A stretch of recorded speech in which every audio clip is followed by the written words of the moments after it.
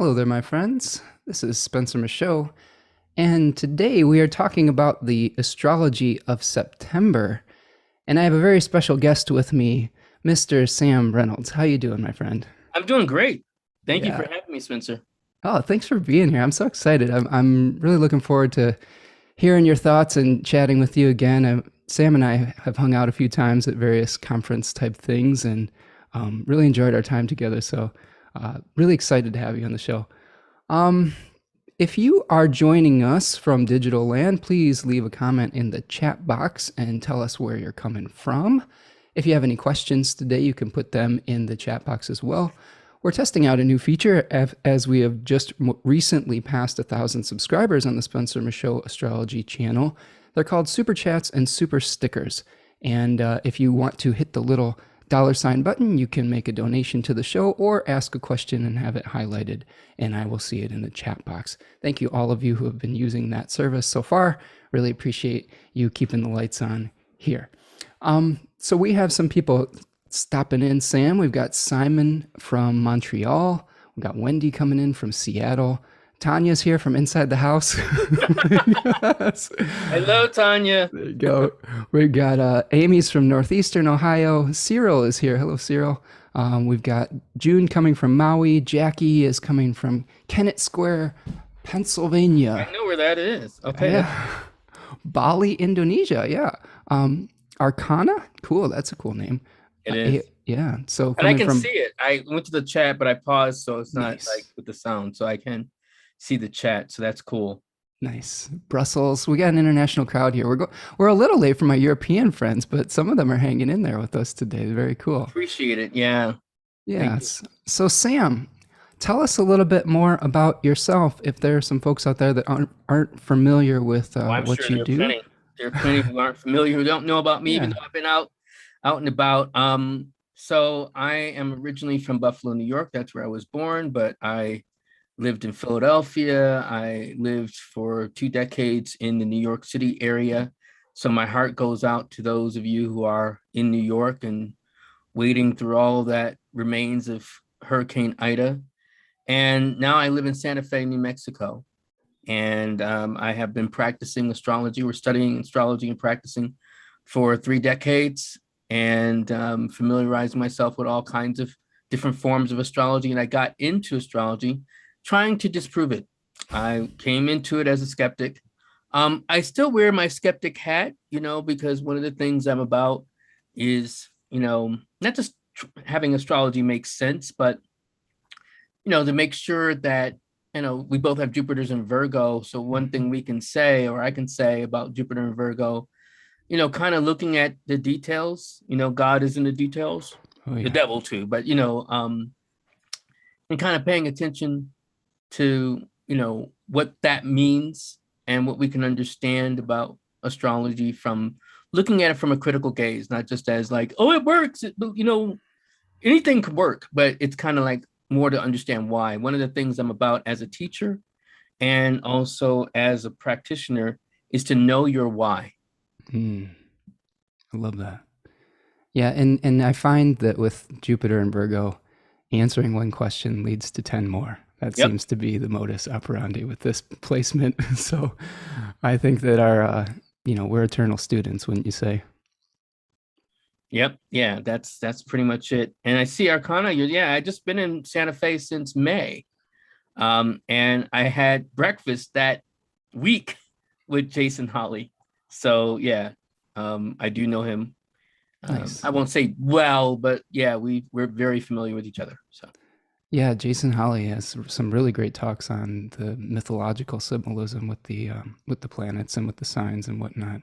I enjoyed his talk at Norwalk recently. So yeah, NORAC but is a great conference. yeah, give Yeah. a shout out to the Nalbandians for putting that together.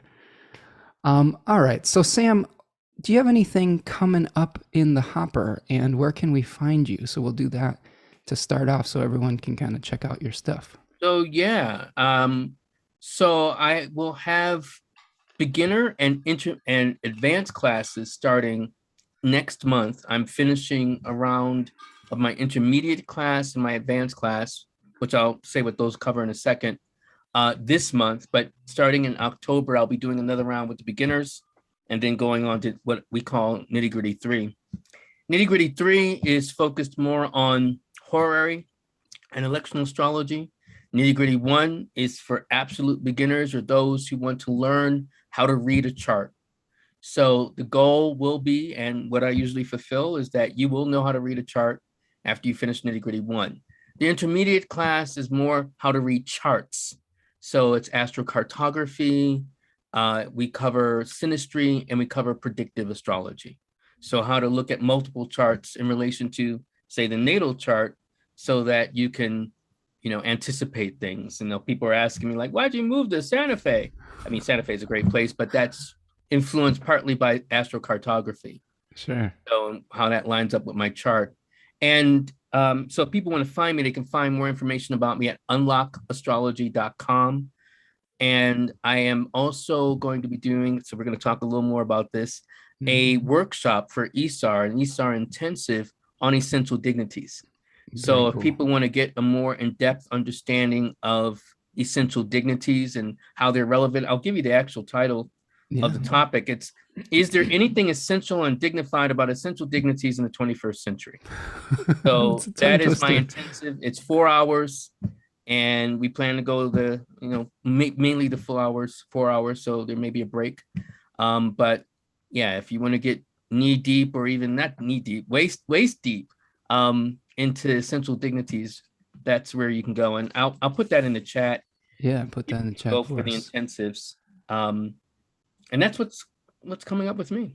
Fantastic. So check out Sam's classes. Check out his intensive for ESAR that is coming up. What's the date on that intensive? It is October 2nd. October 2nd. Just about, less than a month from now. Yeah, and there is a link for Sam's website, Unlock Astrology, at the beginning of the chat. Also, I'm going to be doing a Decans of Virgo webinar that's going to be starting tomorrow at 11 a.m. So if you're interested in learning a little bit more about Virgo and the mythology, the Decans, the daimons and spirits associated with it, and doing a deep dive, sort of the nitty gritty of Virgo. I love that word for Virgo in general. Come check it out, and check out that link in the chat box here today. I've been working hard on the presentation. That's probably why I'm slower today. It's a little later here on the Eastern time zone. All right. So Sam, any initial thoughts about September? How did we do in August, and where are we heading? Well, one thing that strikes me is that, we go from having some planets that were in strong dignity during August into some planets that lose their dignity. And that really stands out. And one of the things I plan to talk about today with you is what that means. Because a lot of people think like, oh, Venus is going into Scorpio, Mars is going to Libra, Sun is going into Libra, everything's going to get fucked up, which is not true, right? I mean, I think there's some challenges that are definitely true for September, including kicking it off with the Mars-Neptune opposition, right? Yeah. We're seeing various manifestations of the Mars-Neptune opposition, but one of them that I unfortunately called, because I don't do a lot of mundane astrology, but I did tell my students just we have office hours during Tuesday, I said, one of the things to expect when Mars has that opposition to Neptune is something like fanatical, issues, fanaticism. Yeah. So we did have fanaticism show up in Auckland, New Zealand, where some people, I think more like along the spectrum of the Tamil Tigers, who perpetrated some terrorist acts in Auckland. Yeah, we've been seeing temperatures rising for sure with some of the social political landscapes recently. I just was reading an article today about people who are getting up in arms about a kid that had been put into like quarantine because he was having COVID symptoms, and like some random parent that didn't even go to the school, who didn't have a kid that went to the school, just like tried to kidnapped the principal with zip ties or something somewhere in the Southwest. I think it was in Arizona or something like that. like there's just been some stuff that's been happening, and I think everybody's been losing a little bit of steam with this Mars Neptune opposition at the beginning of the month too. And one thing I wanted to add with that is we've got. You want to take a look at the chart here? You want to Let's share go the for it. screen here? Let's dive in. So just one of the things that I wanted to kind of piggyback off what you were saying, we've got this Mars Neptune opposition here, and one thing that is been sticking out to me is that we've got Mars under the beams right now. So Mars just did its heliacal setting, where it's been, they say in medieval astrology, it's like a, person taking to their sick bed. So we're trying to maybe start all these new things and take action on all these, Virgo placements in our life, but Mars is feeling a little fatigued right now. It's getting ready to get reborn in the heart of the sun in October. So I think that's one thing that sticks out to me as far as just the general astrology. Have you been feeling any of that lately as far as Absolutely. But for me, it's cyclical. Yeah. I think maybe it comes with this, it's maybe a little exacerbated, but one of the things that I love about astrology is observing cycles. So usually 3 weeks or so before the equinox, the autumnal equinox, I feel a great amount of fatigue. I have to go to bed earlier. Yeah. I have some trouble sleeping. And then the opposite end will happen closer to the equinox, where I will stay up later and need to get up earlier. So it's kind of I think something also related to the light for me. That's something I've long observed. I mean, going back, 30 something years more. So, but now, I mean, that also is exacerbated by the drain that we experience between Mars, Neptune, and then the heliacal setting of Mars. Yeah, and we're coming up on a new Mars cycle that might be a little funky too, with the dignities. As you were saying, that Kazemi is going to be at 15 degrees of Virgo, and so tell us a little bit about the condition of Mars and the Sun in Libra. You want to start with that now? well, I mean, it was a preview maybe for this, what we're feeling with Mars and where we're going. I mean, first, it's probably important to tell people what Kazemi means, right? Sure. Kazemi means more going into the heart of the sun. In Greek, it's ekakarios. It's the idea of, being in the bosom. So, you said it exactly as I also see it, which is that, a planet's being reborn. Mercury goes through this regularly, Venus semi-regularly in terms of when she has her retrograde cycle. Mercury goes through it more often. And it is, as the planet is going more toward the sun, or the sun is heading more toward the planet, it is going through this rebirth. So it's on sea legs initially. But the bosom part of being, I think, almost encoded with the secrets of that moment related to the sun's position, that planet's position, can be quite powerful. And one thing to know about a planet in its detriment, which is true for Mars, and the planet in its fall, which is going to be true for the sun.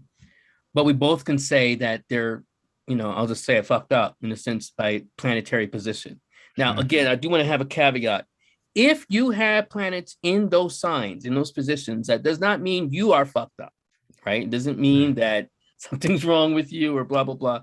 But what it does highlight, especially with the Kazemi, is that it's going to highlight more ways in which we're going against the grain, or things are going against the grain.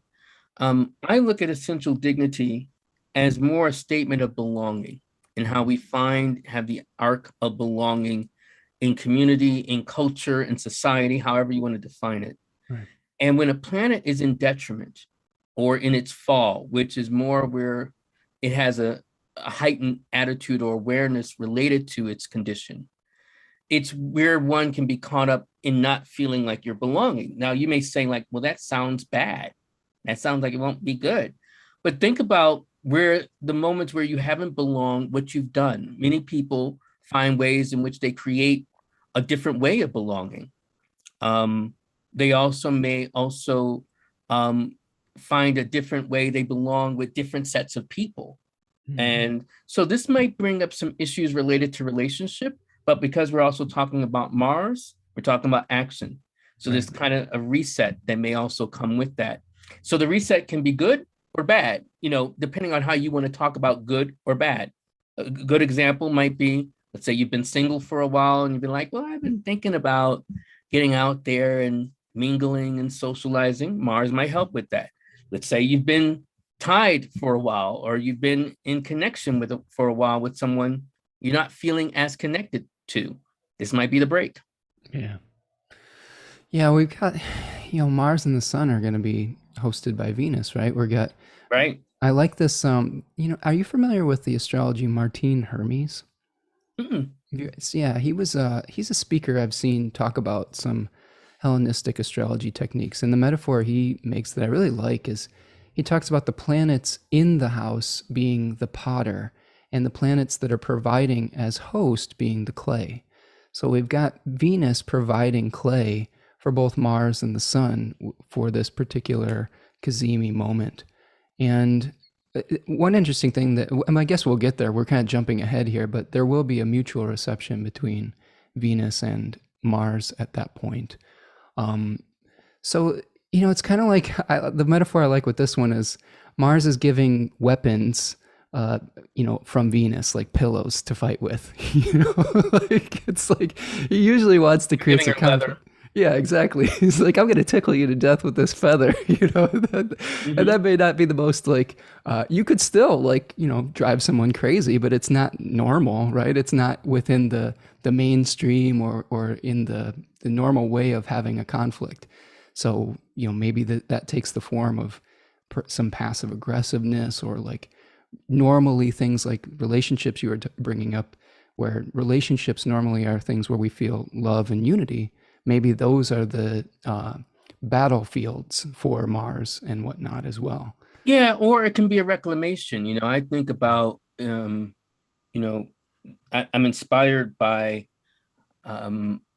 Intozaki Shange's choreo poem for color girls who considered suicide when the rainbow is not enough. And there's a poem in there that I think about often. I even have written about it on my website. There's a poem in that choreo poem called Someone Almost Ran Away with All My Stuff.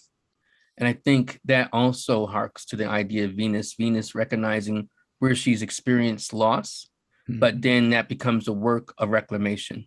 Yeah, I like that. Catharsis almost, right? Mm-hmm.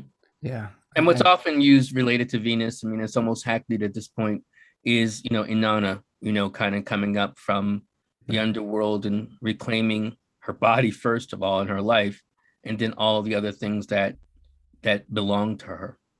Right. When she goes down to meet with Ereshkigal in the underworld. Yeah. Right. Yeah. Being stripped of all her adornments. So, that's a really interesting story. So we're starting out here. Let's do some orderly things. I love Astro Gold, man. I'm sorry to interrupt you. It's a great program, isn't it? I went back to Windows, and when you have it on the Mac, it's a great thing. It's a great program. Yeah, it's pretty. And they just added these new wheels. Yeah. These are the bound rulers, but we also have one that has the Decan rulers as well, which would be a good one for today, but we'll keep the bound lords on here. But one thing I did want to point out before we kind of dive into more of the details for our Virgo audience, we have a lot of Virgos in the audience that they're attracted to this channel for sure. So is that the second decan of Virgo is going to be kind of the first third of our month here. So we've got the sun moving through that area of the zodiac from September the 2nd to September the 12th. And that decan is the Venus-Saturn ruled decan. So there is the Venus ruled by the Chaldean rulers, and then Saturn by the triplicity method. And, Austin Coppock talks about this as the hammer and the anvil of Hephaestus. So kind of the hard, dirty work that may have to happen to create balance and beauty. He talks about that dichotomy. This is a really interesting decan as far as bringing matter into form. So I like kind of just kind of setting the stage for all of these other aspects because I think that a lot of the times where the sun is moving through, it's sort of bringing a point of awareness to something and like a canvas a lot of the times that we're going to be painting some of these other things on. It may be a focal point. I think that, it shines the light on something. So we may be able to bring something, encapsulate spirit into matter. Have you had any experiences like that as we begin this decanic phase of Virgo? I don't know. I would have to think about it. I don't know if that immediately jumps out to me because I haven't looked at it through the prism of that decan. So, but it makes sense because Libra is a very powerful time. I can speak only more informally about the northern hemisphere, Hmm. but we also see like, yeah, the either hammer hitting the anvil as dealing with, the roots of change, you know, Yeah. the roots of how something is being altered. We're being altered, Right. right? And it also ties in something that's odd. I mean, I don't know if this is the politically correct phrase for it, but often what happens in the northern hemisphere around this time is Indian summer, Hmm. going even a little bit toward it. I mean, we're technically still in summer, um, but there's still the feeling of feeling the heat, but knowing that things are cooling. I'm particularly sensitive to that right now as I'm in Santa Fe, because it's been hot, various times. I can feel the coolness kind of coming in. It's Yeah. refreshing at times, but I know that there's a shift, almost as if the blower is coming on after the hammer and anvil. Yeah, it's a time of change, isn't it? With being this mutable kind of cadent energy where we're transitioning between the end of summer and the fall, and you've got these harvest themes that are coming up. We may feel a little bit of that anxiety because we know that the winter is coming. That we have to be able to figure out what is going to be stored for the winter from the harvest of the summer and what we need to return to the earth. So that discriminatory type of function to be able to find value. I think that's Right. Or one. before we take it to market, I mean, that's kind of Yeah. one way in which one has described the transition between Virgo and Libra. I mean, you talked Mhm. about it in terms of discernment, being Yeah. able to figure out what we want to store and want to keep as we then go toward the scales of Yeah. balancing that toward, yes, what we want to keep as well, but also what we might want to sell, Yeah. um, and transfer and have some measure of commercial success with. And have our wares be judged, right? And sort of like That's also like true. Mott in the underworld, That's right. So, okay, so that's what we're going to be seeing as the canvas. One other interesting little tidbit: the spirit of this decan is the Moirai, who were the spinners of fate. So there are some themes of weaving things into matter and apportioning lots and things of that nature. So some really interesting kind of little like mythological bits that can give us maybe some extra insight. Where's Uh, that spirit idea from? so there is a number of different texts that talk about the different spirits inhabiting the decans, but one that I draw upon is called the 36 Heirs of the Zodiac, and it was a fragmentary Hellenistic text that they uncovered that talked about these kind of like spirits that inhabit these particular areas of the zodiac. Yeah, it's really fascinating. It's really fascinating to see how it kind of all kind of fits together. That the early way that they used the decans in Egypt was as like houses for the Absolutely. gods, and you can really see a lot of the symbolism in the particular constellations and stars that are rising and the images that they were presenting. So Absolutely. I mean, yeah, it's one of the understated foundations for what we talk about as Western astrology. It was really kind of the idea of the horoscopos really comes from the movement of the decans, mhm. above the horizon. The hour markers, right? Mhm. Yeah, because they couldn't tell time in the nighttime. They tell time by the stars, not through the shadows of the sun. So that's kind of a neat little thing. So Sam, we've sort of gone over Mars opposite Neptune. Any other insights with that aspect that we're going through right at the moment as well? Well, I mean, the other thing I will say for people to contemplate, and I always like to use that word when we're talking about work like this, contemplate, considere, consider. Considere means to think with your stars. And particularly with a Mars-Neptune aspect, it's thinking about, I talked about the fanaticism, but there are a couple other ways we can talk about it, where we draw inspiration using Neptune toward our actions. And even thinking about where we might recommit in terms of particular actions, kind of harking back to our idealism. I also might say that it's good to think about where you have your sense of boundaries. You know, one of the things I've observed about Mars Neptune is that it also can relate to porous boundaries, where things kind of like, and this breaks down both in terms of, psychic boundaries that we may have with other people, but also physical boundaries. So in this age of COVID, one thing to be careful of is compromises to your immune system. So even though, yes, I've been having some trouble sleeping, I have no problems also trying to claim my sleep by going to bed early as I need to. And I think the reason why I'm emphasizing sleep, I think sleep, Neptune, is actually one of the conduits to complications in health, if you don't get enough of it. So I agree it becomes with that. important. So, you know, we might feel the need to kind of do more Mars, but we may also need more Neptune. As an example. So you're giving people permission to rest. Rest and as you need to take action, but as you opened up, as you may feel drained or where you have these boundaries, it's acknowledging that, because what can happen is that you can have these compromises to your immune system. And any compromises to your immune system can go back to these things that we used to call, what do they call, Spencer? Hold on, colds. That we used to have with colds, right? Remember when the worst thing you could have during the year at one point was either the flu or a cold? That was right. That was the golden age, the wasn't golden it? Era. Now, you don't want any problems related to COVID, whether you're vaccinated or not. I mean, one of the things, and I don't know where you're going to go with that or talking about it, but I'll say this. You know, vaccinated people and unvaccinated people can transmit the virus. Sure. Right? You also can get the virus.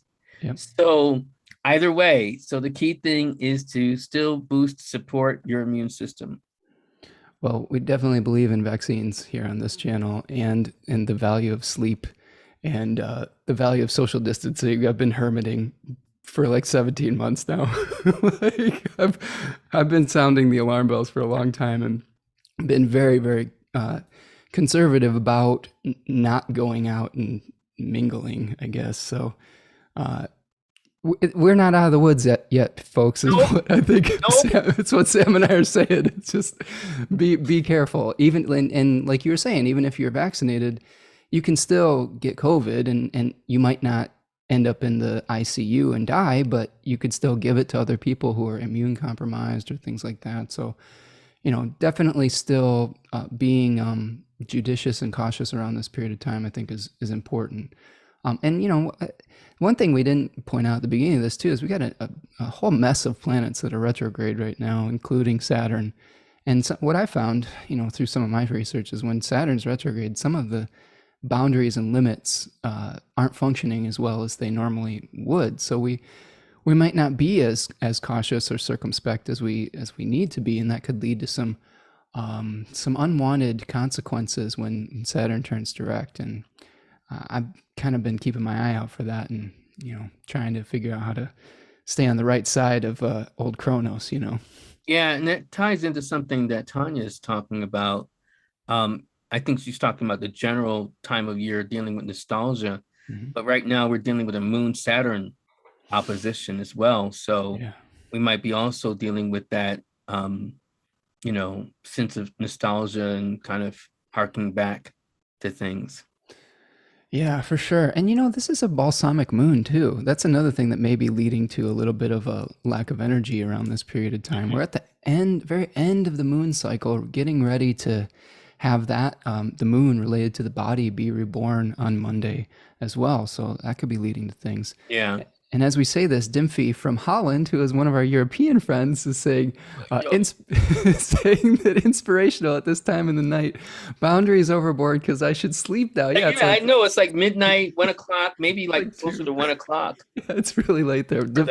Dimphy is an awesome supporter of the show here, though. So thank you, Dimphy, for being with us today. And hopefully hopefully we'll put you to sleep like Right. with our dulcet tones.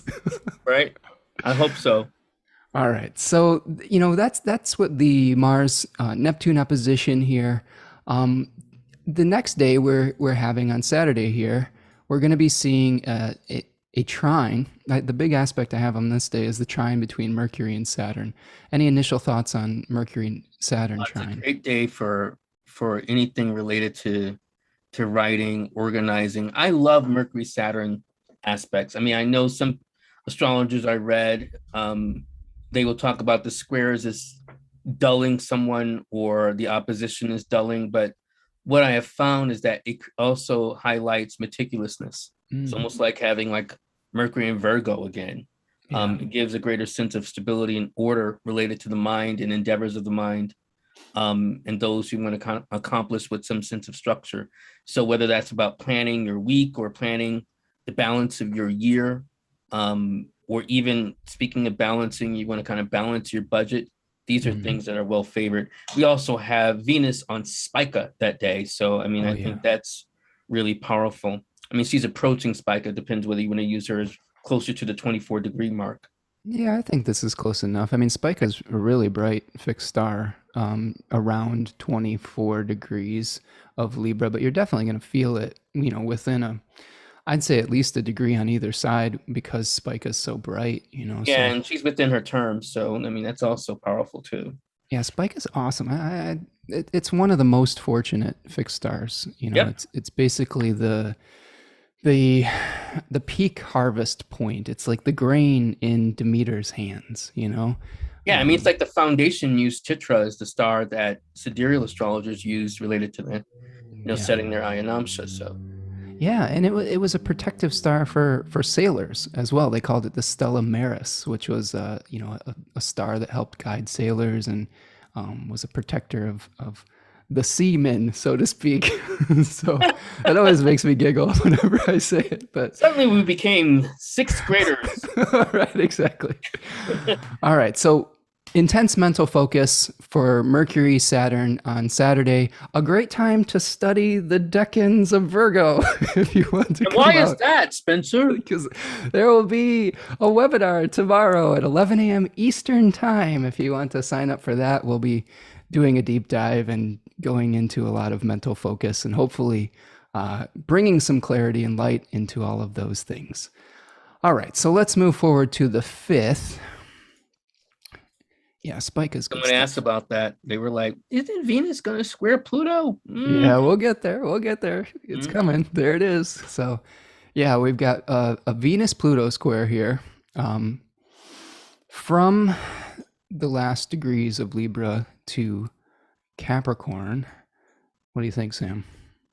Well, I mean, it's a superior square, so I do like Venus kind of having the upper hand there. And one of the things I say, okay, I'm not so big into people talking about what do they call it? The higher dimensions of a planet. What do they call that when you say Pluto is the higher vibration of something? Yeah. Okay.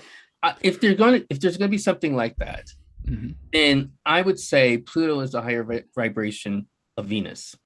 I agree with you on that. Yeah. Yeah. Both relate to desire. They can kind of look alike, right? The glyphs that we're using. And when Venus Pluto is, especially by a square, it's talking, thank you, Wendy, the higher octave. When you feel the energy of Venus Pluto square, it's going to heighten one's sense of desire. Now, on the positive spectrum of that can be, it's great for a date. It's a Sunday, or hanging out, or great for, after the date, right? Whatever that might mean for people. Right? Although with Venus and Pluto, I mean, it might get a little spicy. I'm a Scorpio. Yeah, have it intense. This is Sam and Spencer after hours. Right. You're listening to the wave 93.5. Yeah. We're like, go ahead. But yeah, I think that heightens the powerful parts of it. Yeah. Because I look at squares as a signature related to Mars. I mean, it can Mhm. also amp up dynamic tensions. Again, this might be where, it's great if you're getting along as a couple, you great have good communication as a couple, but it can be one of those points where it's kind of like, are we really feeling each other? Are we really Sure. communicating? So it can highlight that dynamic tension where also one can become more obsessive Mhm. with each other. I do think it's, independent of talking about relationships, it might be good in terms of artistic projects or Mm. anything that's to bring more beauty in your life, whether that's kind of hanging, things or shopping for particular things, whether that's to adorn yourself or adorn your home or any other thing. Yeah, I really like what you're talking about with Pluto related to Venus.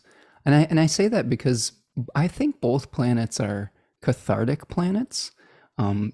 Aphrodite was responsible for the purity of the Greek theater back in ancient times, where, she was saying, did they express emotion that allowed us to cleanse ourselves? And there's cleansing aspects to Venus as well. Yeah, she's And associated with white, right? yeah, exactly. And we have Pluto. I like to call Pluto like the clogged toilet planet, like because it just like it always seems like it brings up stuff that's been repressed. It's been pushed down underground, and then it erupts like Hades. Out of the ground and says, "Okay, you got to deal with me." And there might be something. There may be, I would echo that it'll be an interesting time for love because it could bring up maybe even some power dynamics between people.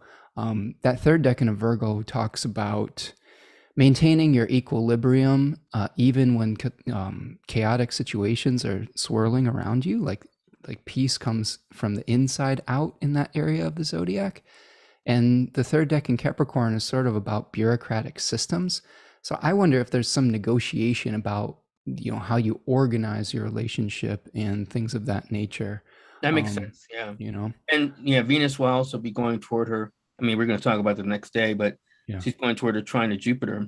yeah. So we're Next gonna transfer from Pluto to Jupiter there, Yeah. right? So maybe we Although June Hategood has said no, I wonder what they're saying no to.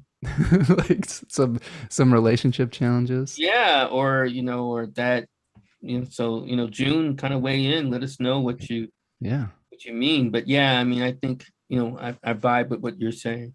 Yeah, and I want to say thank you to Lisa for the super sticker. She's sending us some vibes here, so thank you, Lisa, for that. Very much appreciate your support. Um, yeah, I think that it's an interesting point that you bring up about the transition from Venus and Pluto to the trine with Jupiter. I think that maybe when we go through the dark, dirty work of unclogging some issue that we might have, that can really lead to a feeling of release. And I think that with this trine to Jupiter, that's probably a point of harmony and release.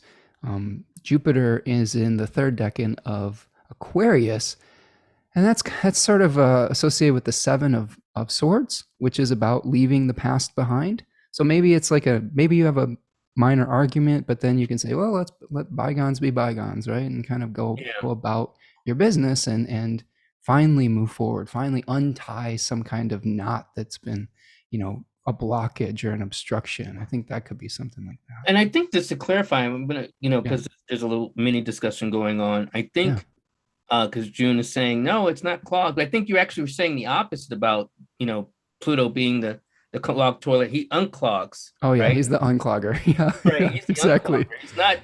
He's not Saturn could putting the be clog. the Saturn will clogger. clog it up. Yeah, yeah. Pluto says, "Oh, you've got a clogged toilet. I'm gonna explode it all over your Right. bathroom, right? Until it forces you. I think the planets bring us maybe some circumstances, and we get to choose on some level how we respond to them, right? I think that Pluto may bring you a situation that shows you where something is corrupt or something has been ignored through it, volcanic erupting or something like that. And then you get to clean it up. That's your agency, right? Yeah. I mean, Pluto resonates I think where sometimes you've hidden your truths, Yeah. and he surfaces them, especially, as he's, retrograde and as he's kind of, trying to bring things forth. Hmm. So, like I said, more your desires that you haven't fully owned. Mm. Yeah. Tanya says Pluto is the plunger. There you Pluto the go. plunger. There you go. Perfect. That's a good way to put it. Yeah. And Wendy is saying a hidden benefit that arises out of that intensity. I think that's a good point, Wendy, because we do still have Venus fairly close to Spica at that point. So maybe some kind of gift through going into those dark corners and being willing to face some of the stuff we may have ignored and be willing to plunger some of those things. And that sounds like a reward of Saturn. I mean, both of those planets are in signs that favor Saturn. Yeah. Saturn, Venus is exalting Saturn. Pluto is receiving Saturn, or Saturn receives Pluto. Mhm. And so it really does highlight this way in which, if you're willing to do the work, the discipline, the attunement, then you can receive the blessings. Yes, absolutely. All right. So let's take a look at the next little thing we've got on the list here. The next thing I've got on the 6th is a new moon. We did a pretty big deep dive on this recently with Dulcie Cardinal and Tatiana Hassan of Astrology Victoria. So if you want an hour and a half long on the new moon, check that video out. But Sam, give us some thoughts on this new moon. How do you see it playing out? Well, I mean, what I like about it, in terms of its, connection to Uranus, it definitely harkens some way in which we're dealing with some dimension of, oh wow, yes, that's really cool for you to get it right there. Yeah. It definitely harkens some innovation. Mm-hmm. A lot of people associate Virgo with the idea of perfectionism. And I don't think that's fair. Virgo is more about efficiency, Mm-hmm. more the idea of what can be pruned in Yeah. order to have it take better form and Yes. improve. Um, and so being aligned with Uranus, and especially related to that earthiness, I think qualifies a certain way in which we are more attentive to our form. And I mean all kinds of form, whether we're talking about physical form, the form of things we're doing, whether you're in the gym and you want to be more attentive to your actual form and working out and exercise, or whether you're doing that at home. I think it becomes more that innovative spirit of renewal Mm-hmm. related to ourselves. I think we might also start to feel a little more energy, Yeah. Yeah. starting to, with the new moon, kind of the drain that we may have been feeling off and on during the last few weeks. It starts to build up incrementally, of course, but it's coming there, which is interesting because it's also highlighting for the exact, I mean, this is for where you are, it's going to be Aries rising, but still, I think that's telling. Yeah, Jackie, I like what you're saying. Refines, polishes. That works. Yeah. We're some of the things that were coming up in my Virgo research, especially with this area of Virgo, is process, and really you were talking about refining the process of enclosing something into form.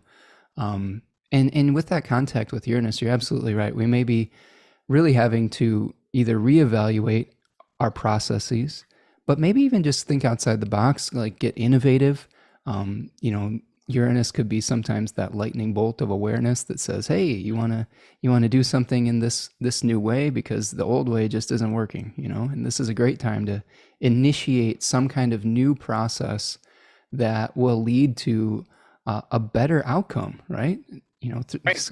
We're learning on the fly with all these new, like, I don't know, just I ascribe it to the Jupiter Saturn conjunction, the new air age, I guess you could call it. I don't know how much I subscribe to the ages, but we're definitely in a new elemental Jupiter Saturn conjunction Yeah, phase. absolutely. And the old methods really just, a lot of them just aren't either necessary or working anymore. And we really have to learn that there are going to be some things we're going to have to make some changes if we want to survive. And in terms of talking about form, it also should be attentive to aesthetics, to beauty, to ma'at. Because what's interesting about that new moon, it's in the terms of Venus, Venus is also the ruler for that Uranus. So we still have Venus, as she's also in her dignity, quite powerful. I mean, I know some people, during that next week or so, as Venus is still in her dignity, are going to be doing some Venus talismans Mm. as well. So maybe this is also kind of auguring that moment of opening up the space related to that. Yeah, what do you think about the aversion of Mercury as the host of the new moon? Yeah, it's interesting because in your how do you say where you are in Michigan? Ypsilanti. Ypsilanti, right? There you go. Um, yeah, I think it's also interesting that at that specific time, Mercury is also directly opposite to the Mm. ascendant. Hmm. And it's ruling, that trigon of planets there, that a trinity of planets. And I think it's a version, and the version, that in conjunct highlights more so the sense of, yeah, not being able to see, not being Hmm. able to kind of adequately, completely fulfill. And this is a night chart. So, I mean, Mercury is the triplicity lord. It has that level of authority, but that may also be where we also have to cultivate patience as we're reshaping form, renovating, innovating, because when you have a planet that's in a version like that, it it can't see it, so it has to kind of rely on, we could say, other senses, other means by which it can make that connection. And it Oh, may not be until the moon gets yeah. to that Libra and can translate that light, from Mars up to that Mercury. I like that. I like that metaphor of using other senses other than sight. Like feeling your way through this. Like, does it smell right? Does it feel right? The Right. intuition, perhaps. And maybe just adding one more thing. I think there may be some kind of negotiation that's taking place with this Mercury placement too, where I feel like Mercury questions things and it may be questioning the deal, and you may have to work with somebody, especially it's echoed multiple times in this particular chart with, being in the seventh house, being in the second Seventh sign. decan, Mhm. yeah, seventh sign. So compromise might be a necessary function as far as getting your new organizational system online. What's the spirit? I mean, I know we're talking about the second decan. Well, for Virgo, we're talking Hmm. about Venus again as the second decan Right. for this new moon. What's the spirit related to that? To the new moon. Yeah. Yeah, this one's the Moirai of Oh, Virgo that's, oh, 2. right. Okay. Yeah, the Moirai, the spinners of fate. So maybe we're weaving some kind of new fate on this new moon. Those three Moirai. You had one that was the spinner of the thread. You had the measurer, and then Pegasus. the Yeah. cutter, right? Yeah. Mhm. So it is a process, and it is really about like. And there are three planets in Virgo right there. So There you that's go. You got that's interesting. I like that. That is a great point. So maybe these are our three fates. Like right. we've got the cutter. Got a cutter, you know, maybe this is the I don't know. The spinner would be the spinner. Yeah. sun, And and this then, is the measurer, right? The yeah. apportioner. Very cool. I like that, Sam. That's good stuff right there. Right. So And they're all right there, kind of like, yeah, yeah, Mars is right there as a cutter. perfect. I love that. Man, that's wow, good stuff. I'm kind of getting the tingles with that. All right. So we do have a number of other aspects on that day. We do have Mars making a trine to Pluto almost exactly as well. That Mhm. rough spot that Venus just went through, but now Mars is going to be making a positive aspect. Any insights you have for us with Mars Pluto I versus like Mars Venus? Pluto I mean, I have that natally as a trine, but Yeah. it's the reverse. Mars is in Capricorn, and it gives energy, it gives passion. Um, it bestows the free flow. I mean, trines have the nature of Jupiter, so they have the free flow of energy. But you also, the thing to understand about trines is that I also honor them as statements of inertia. Body in motion stays in motion, as body at rest stays at rest. Hmm. So it's kind of also being aware of where you want to direct that force, where that force is already directed, where it has momentum. Yeah. So talking about, and I think you put it well, the idea of, you know, discussing, renegotiating, negotiating the deal, and recognizing what's in motion. and where we might need to kind of make some adjustments, but recognizing that it's still in motion. Yeah, there's a lack of friction almost, right? It's like almost too smooth sometimes it could be. Laura's asking us, is that Cazimi you mentioned at the same degree of the new moon? Laura, the Cazimi of Mars is going to be happening in October at 15 degrees of Libra. So we're just right now seeing an old Mars that is getting closer and closer to the sun as part of its what is called synodic cycle, and sort of going to be reborn in that furnace of the sun and being infused with some kind of new purpose, mission, clarity. But right now, Mars, this may be speaking to what you were saying too. Mars is still under the beams. We may be doing some things behind the scenes, actions behind the scenes that aren't visible right now. And that third decan of Virgo, and we'll talk about this more as we get to the sun part of Virgo 3, but that decan is really about legacy and like what we're going to pass on that we've created in form, and what are we going to pass on to the next generation, and what are we going to, return to the earth. There's themes of old age and the body breaking down, but passing something on like an heirloom to others. And before we go on to those other aspects for that day, I mean, we already started with Mars. Yeah. But one thing I want to draw everyone's attention to, and you may know this, but I don't see it talked about a lot. One thing that's fascinating is that near in degree, every 4 years, you're going to have also something related to, especially with a new moon, you're going to have it related to another lunation. Mm-hmm. So we're probably also talking about 4 years ago, where we had a sun-moon opposition, a full moon, roughly at 13 degrees Virgo. Mm-hmm. So what that may mean and symbolize is you might think about what came to fruition, what was in development 4 years ago that is now going toward a healing and closing cycle, which also relates to what we're talking about in terms of Mars. So there's a parallel, if you look at, go through an ephemeris, roughly, as you go farther and farther away, it's going to be separated by degrees, but you go back 4 years, 2017, you're going to be dealing with a full moon that's roughly near that degree of that lunation. Well, I'll tell you what I was doing 4 years ago is I was beginning my journey towards traditional astrology and completely transitioning into becoming the long journey to becoming a professional astrologer. Oh, there you go. So my partner Tanya gave me the book Astrology and the Authentic Self by Demetra George in that summer. Wow. And that just blew my mind wide open and started listening. It's a great book. Yeah. Oh, it's so good. If you're into modern astrology and you're curious about traditional astrology, I would say that would be the first book I would pick up just to get your mind thinking. He actually marries both traditions in that book because he's really come from both traditions. That's right. So yes, I had that book. I discovered Chris's astrology podcast and was just binge watching that or binge listening. And Tanya says you're welcome. Yeah, right. Thank you.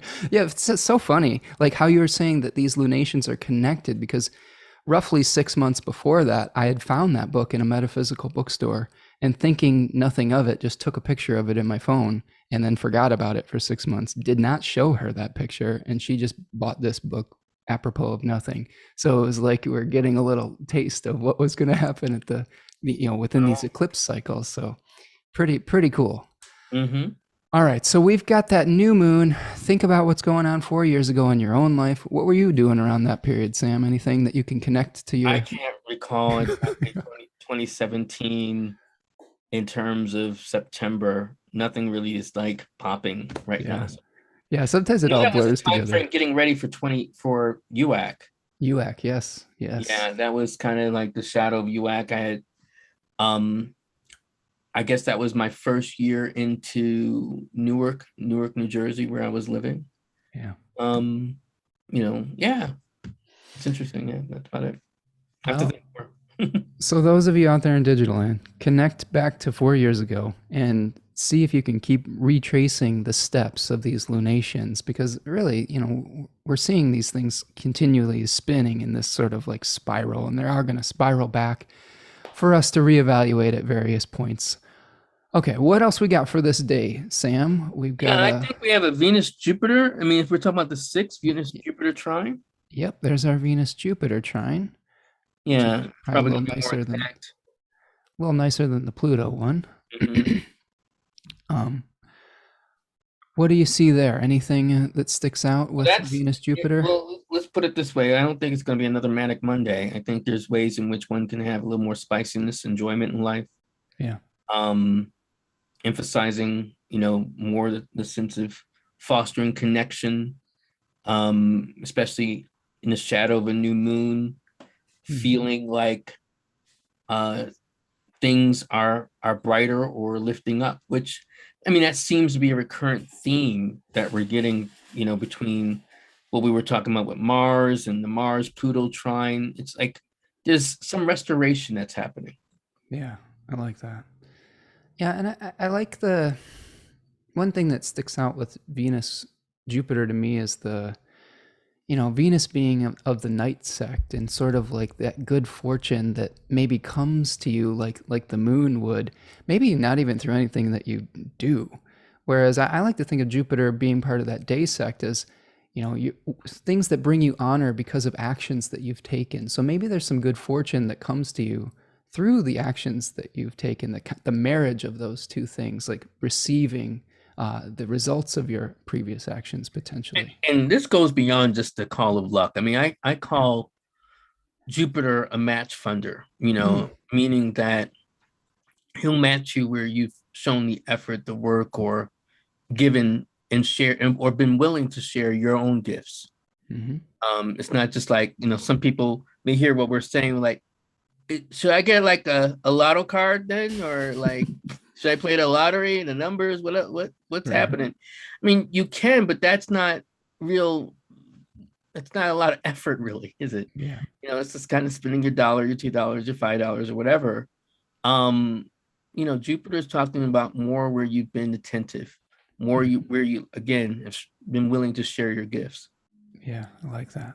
your bounty, even. You can buy a scratch off if you want, I guess, but there's probably, deeper things that you could do that could maybe pay Right. off in the long run that aren't even necessarily material. I mean, these are in air signs. This could be something that is an idea that is bringing you good fortune, some kind of new realization. Or encouragement that Yeah, you're willing I like that. to share. All right, we've got a Sun Uranus trine. Um, so that's going to be part of our story here as well. But that's sort of similar to the new moon here. That's baked into that, wouldn't you say? I think we've covered that on some level, right? Anything you want to add to that? No, I think that really does tie in, the sense of innovation, the sense of also um, opening new pathways, things feeling, I want to use a old-fashioned word, things Mhm. feeling a bit more copacetic, There you go. kind of You moving got it. along. Yeah, yeah. And when we have new moons, we always have the marriage of kind of spiritual awareness and form.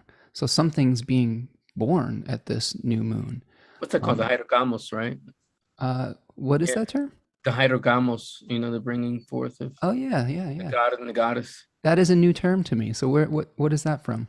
It's actually related to, some people use it in terms of alchemy, but it's also the story of the god and the goddess coming together. Nice. Mhm. Yeah, a sacred union, so to Mhm. speak. So, uh, I'll put it in the chat for anyone who wants to look up. yeah, yeah. Um, I guess the other thing to think about with new moons is it does take some time for things to come to fruition. It's not like you're just going to see the entire manifestation of your vision 15 minutes after the moon becomes new. You might not even see it for another day or so because there's a Hellenistic technique called being under the bond, where the moon has to escape 15 degrees of the sun before you kind of get the vibe of what this moon is going to be about. And we're going to see, I believe, when the moon escapes the bond, it's going to make a trine to Saturn right away. So that is something to keep in mind as we move forward with this moon. All right, if we move forward to the 10th, you doing okay still, Sam? I Hanging am. in there? All right. How about you? It's Yeah, later I'm, there for I'm you. doing okay. And just All right. spent a lot of time on doing research today. So I am digging deep in my Pluto reserves today. Okay. But Yeah. For I, me, I went to some place, out here in Santa Fe. I speaking of, that Mars Neptune opposition, yeah. I spent part of my time at a place called the Santuario de Chimayo, Hmm. Chimayo, and it really is dedicated, well, to the Holy Family. Hmm. And I know, like, what's a Muslim doing there on a Friday? And I decided to kind of, have my own communion with the spirit at a place like that, and Well, there was you, a you wedding. did you did Mars Neptune, right then? Yeah. I think I just blew myself out working really hard on my stuff today. Like, Yeah. Well, today's my day off, so I was lucky. I mean, maybe it's not your day off. So yeah, I'm looking forward to Sunday when I'm your day gotten off. past the webinar time frame. Right. I'm excited about it, but there's always a lot of preparatory stuff when you've got something like that in the hopper. Mm-hmm. All right, so what we're looking at here on the 10th. Oh, what did I do here? No, I went Yeah, way you did far. something really Sorry, I did interesting. I was something like, weird. Yeah, yo, there we go. I was like, That's not what I wanted either. Oh man, I really got off base here. Um, all well, right, sorry, folks. you want to go forward, right?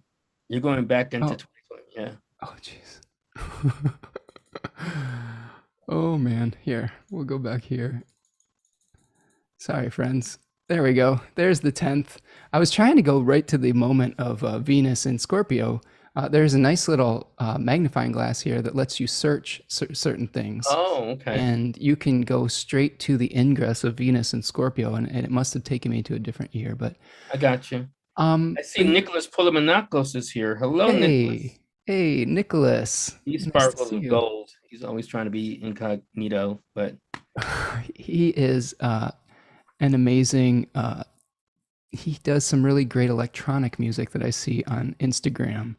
And I really enjoy when he talks about his book reviews. So shout out to our mercurial friend, he's a Nicholas. psychopomp. Mm-hmm. Yeah. So we're seeing here this is one of your essential dignity changes you were talking about on September the 10th.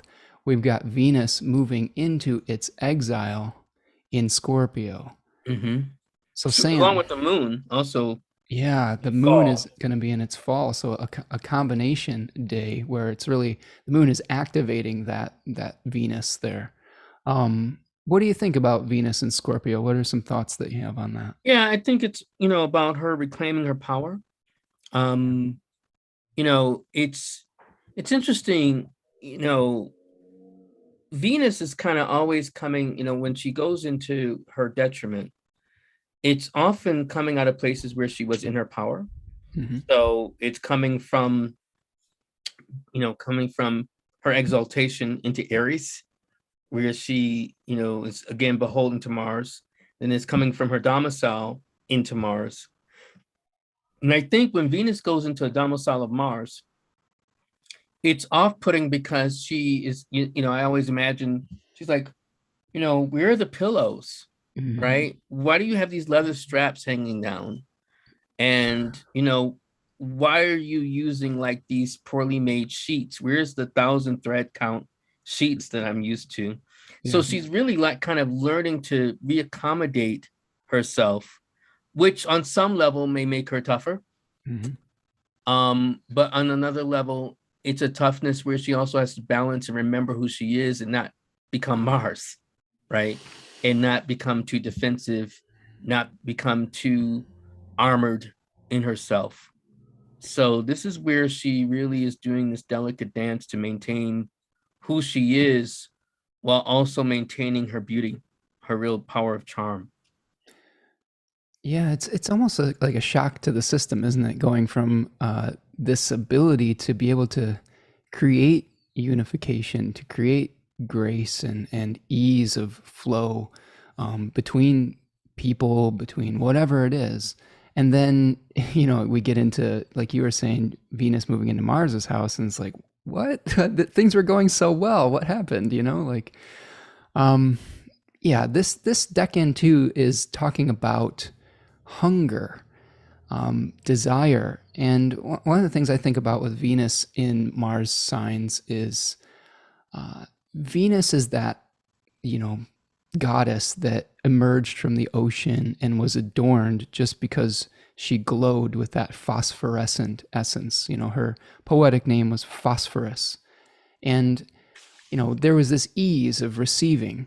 And sometimes we get a little bit too, I think Venus can sometimes get either impatient or pursuing things when the better play might be to sit back and let it come to you. Yes. Right? Yes. Right? That's because that's also what happens to her when she goes into Aries. Yeah. Right. She exactly. feels like she goes from acknowledging and appreciating herself as the prize exalted in Pisces to feeling like she must have a champion. Yeah. Right. Yeah. So in Scorpio, she feels like she's lost her champion, not realizing she's the champion. Right. Yeah. Yeah. I agree. And so what are some remedies for that, Sam? What can we do to kind of get back in touch with? I think. Sorry, go on. Yeah. No. Go ahead. I got excited. That was like a brilliant way of like to tie it together. Yeah. Tanya's like Venus and Scorpio after hours. What is the remedies? Yeah, let's get sexy. I think, some things may start with, when we talk about particularly, women, it's reclaiming their power and how they might talk about, who they are. That's also some measure of self-talk. I think because it's also in a water sign, it's releasing more from your past.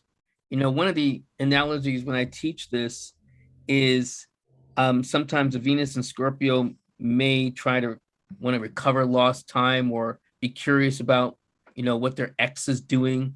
It's more so letting go and realizing that you can, take care of yourself. I think one thing that's important for Venus and Scorpio is self-trust. Coming to trust again your senses, coming again to trust your decisions. Like there may have been a reason why you broke up with that person. And now recognizing that you need to move on and what that may mean. Yeah. I'm just thinking about appreciating the beauty of decay, appreciating, because, Mars wants to unify, or Venus wants to unify, but Mars wants to separate. So one of the ways I differentiate between Mars and in Aries and Mars and Scorpio, and I'd be curious to hear your thoughts on this. We're separating from the collective, from Pisces to Aries to become an individual. But then when we're separating with Mars and Scorpio, we're separating from the body to return to the collective, to return to that Jupiterian type of awareness.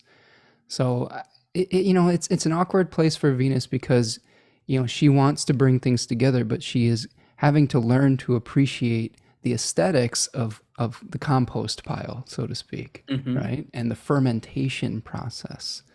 I remember, I don't know, maybe you remember this band from the 80s, but I was a big Tears for Fears fan. You remember Tears for Fears? So, it all out. Right. Well, my favorite, I think, Scorpio song from them is Break It Down Again. Do you know that song where it's like... No, I don't. So it's like, break it down again. No more sleepy dreaming. No more building up. It is time to recede. And they talk about appreciating the beauty of decay. And that band, there's some really cool lyrics in that band as far as like talking about macro systems. And they anticipated a lot of this like fall of empires type of thing where, they were living in the corporate excess of the 80s, and they were saying, this is bullshit. And do you know what the lead singer of the lead singer of Tears for Fears is a Virgo. So he's like, all right, we need to like cut the chaff from the wheat here and like, reduce, consolidate was what was his message, and appreciating that as part of the cycle. Yeah. What is Tanya? Tanya says, do not hit up your ex when our girl Venus dips into Scorp Town. I love that Scorp Town.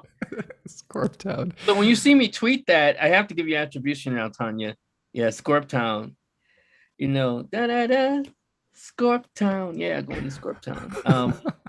And I think, actually, you're giving me a different perspective on Tears for Fears. I think Yeah. a lot of their discography could be described that way. Yeah. Didn't they do Mad World? Do it cover? Yep. They did Mad World. They did Everybody Wants to Rule the World. Right. Is all sorts of songs that they were talking, sowing the seeds of love. They're kind of like, all right, let's utilize our higher selves rather than this like superficial stuff. And I think that is the power of Venus. I mean, when she's in Scorpio, and I mean, she's an interesting Venus because she's an evening star here, right? And as versus like say the emphasis on hope as a morning star, as an evening star, she's kind of participating more in the coolness of the night, more to understand, learning not to be afraid of the dark. Maybe that's the way we can describe her. She's a Venus who's learning not to be afraid of the dark or the darkness within her. I like that. Being able to go into those, like, I don't know, sewer tunnels of our life and hold up that phosphorescent glow. And yeah, that's good stuff. And that's especially, poignant for our New York folks. Yeah. One, this is the day before 9/11. And then, there's going to be a lot of cleanup in that city. There's not just that city. I know Philadelphia, another one of my cities I lived in for a long time, also went through, that massive, gunk of water, and people swimming in it and different things and, whatever. But I think that's some of what we might be dealing with, the cleanup, the other issues that Venus kind of ties in. Yeah, and it's going to immediately start to square by whole sign Saturn. So, there's some reality checks probably coming with that exiled Venus, making contact with like you were saying, the friction aspect of the square that gets things moving, right? Right. Yeah. All right. So let's keep on rolling here. We are going to dip into the next decan of Virgo at this point. And this is going to be on the 12th of September. We're going to see the sun move into Virgo 3, which we were talking about leaving a legacy. This decan talks a lot about the corruptibility of matter. The card is the 10 of Pentacles, where we see a figure that is an old man that is either reflecting on a life well lived or passing on a legacy to his family. The daimon or spirit with this one is Hestia, the keeper of the sacred flame, which is maybe passing on something for the next generation, keeping the flame going, the essence that continues when the form no longer does. So thinking about this as a time where you're figuring out what stays and what goes is going to be, I think, really important throughout the 12th through the 22nd of September. First aspect that we have on this decanic journey is the square, the last quarter square. I always experience squares, the lunar squares, as sort of like these like crisis moments. Yeah, that's how even they're described by Rudger as crisis of action, crisis of consciousness for this square. When we have, this is going to be more a square of action, right? The crisis of action. So there's definitely, especially in the last degree from Mars of Virgo, I think that is heralding a certain kind of action that seems most necessary. Yeah. With discernment. Yeah, totally. And that moon in Sagittarius 3 is the 10 of Wands card, where he's carrying this huge bundle of sticks, like overwhelmed with just like, carrying this weight. That's the last decan before the winter solstice. So that's like where it's like, the word I always use with that decan is barn eager, where you've got like a horse that has just been ridden to exhaustion, but he's going to make that final push to get home. So maybe there's a final push that needs to happen around Monday, September the 13th, just to be able to pass on something that's important to you, to like, finish the project. This is a time of completion. Yeah, that's a good word, finishing. Yeah. The 14th, we're going to be seeing Mars Go. Oh, moving into Mars is going to move into yeah. Libra. Yep. So here's our Mars Libra moment. This is a user-friendly app. I love Astro Gold, and they're super good about getting back to you about features and stuff. Although Astro Gold, if you're listening, having a feature that shows you the heliacal rising and settings of planets would make this like the ultimate, my favorite program ever, even though it already is. But add that in, please, my Australian friends. I think that's where they're out of, right? Yeah, they are. Steph Johnson. Yeah, she's Yeah. great. Okay, so Mars and Libra coming into a mutual reception with Venus. Tell us about mutual reception. Well, it depends on your school of thought. So Yeah. some will say that if you're more medieval, Mhm. they have to have an aspect in order to have mutual reception. Okay. More Hellenistic, then they're in mutual reception, just by Okay. virtue of being in each other's houses. And, either way you want to spin it, there's, they are connected. But to kind of quote Lee Lehman, what we have with them is a mutual deception, right? Okay, Because I like that. yeah, that's her phrase. I like that. Mutual deception, where they're in places where they don't have their domicile powers, they don't have full access to the things, and because they're in aversion, they can't see each other. So there's a way in which there may be a lack of communication. It's kind of being like, I guess me being in your home, you being in my home, but not being able to communicate by phone, right? And say like, yo, Spencer, where are your towels? I can't find your plates. Right. So there's a way in which you may have to figure out things in a different way, but there's still yet a connection.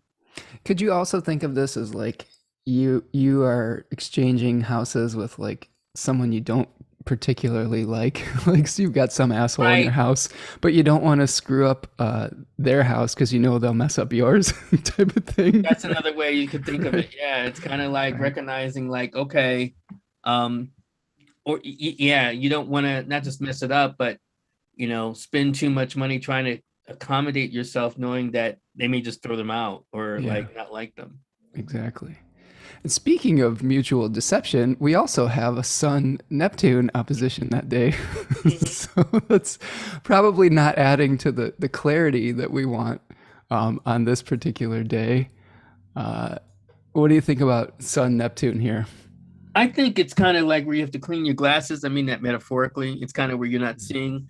I describe Neptune in a lot of different ways, but one of the ways I describe Neptune is as a fog planet. The fog rolling in, and the sun is the illuminator. So it's a way in which we're trying to see through the fog, and really perceive things, but recognizing that there is fog, there is fogginess. This may not be the best of days to kind of set up a deal, or finalize particular deals. Or if you are doing that, because I'm not preventative in the sense, I mean, I believe more in being aware than just beware. Right. And so what I would say is that it becomes important to have that level of scrutiny, to use that Sun and Virgo scrutiny, because chances are things are not as they appear. Yeah, I would agree with that. I always tend to lose steam with Neptune placements. Like I always I have a lot of Virgo in my chart. And whenever I have a planet that's contacting Neptune, and I don't know if it's just Neptune in Pisces, but it's been there a while, so that's just been my experience. It's just like the air goes just completely out of my sails. It's like I'm just like daydreaming somewhere else, and my energy is just like flushed down the toilet. Well, as a remediation, right? Yeah. What could we say for someone like you in that particular situation? Then that may be the day where you need to kind of have to cater more to your imagination, cater more to your spiritual self. It may not be the day where you're like, oh, I'm going to plug through and just push through and make this happen and try to do more analytical things. Right. Yeah. I live in a very analytical way. And my analytical functioning doesn't work super well on those Neptune days. So, yeah, and I think what you're speaking of, it's about just coming into alignment with the Tao and the cycle that you're faced with, right? And saying, Yes. okay, this is the energy of the day. I have to accept it rather than trying to swim upstream, so to speak. Or things being imperfect, kind of, I think Yeah. the phrase is wabi sabi, where things in Mm-hmm. the Japanese culture, Yeah. you deal with imperfections by honoring them, Yep. right? In terms of cracking your cup, you may fill it with gold, Yeah. right? As a statement of honoring the presence of imperfections rather than trying to cover them up or dismiss them. I love that. I love that wabi sabi. We've talked about that on this channel a lot, like just nature filling in the final details rather than you having to like completely, have complete control. It's really about surrender, isn't it? Yes. Yeah. Okay. So that's the 14th. Let's see what else we've got here.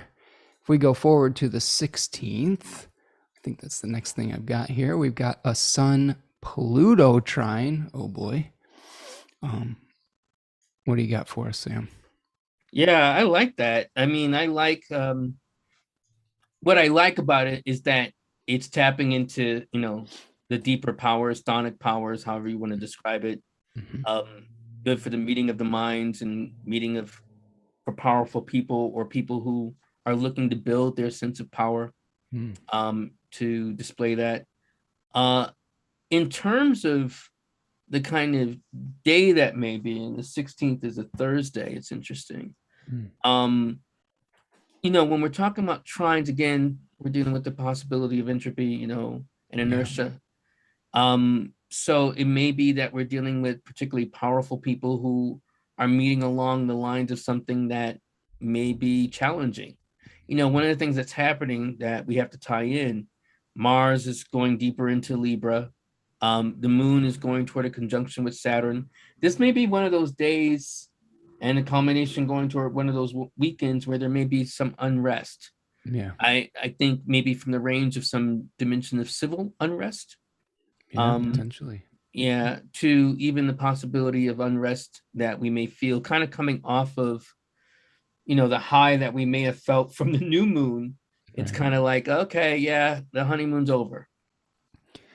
Yeah, Moon Saturn days are always a little bit, the reality check on some level, isn't it? And you can see we've also got the Venus Saturn square perfecting, within a few days here.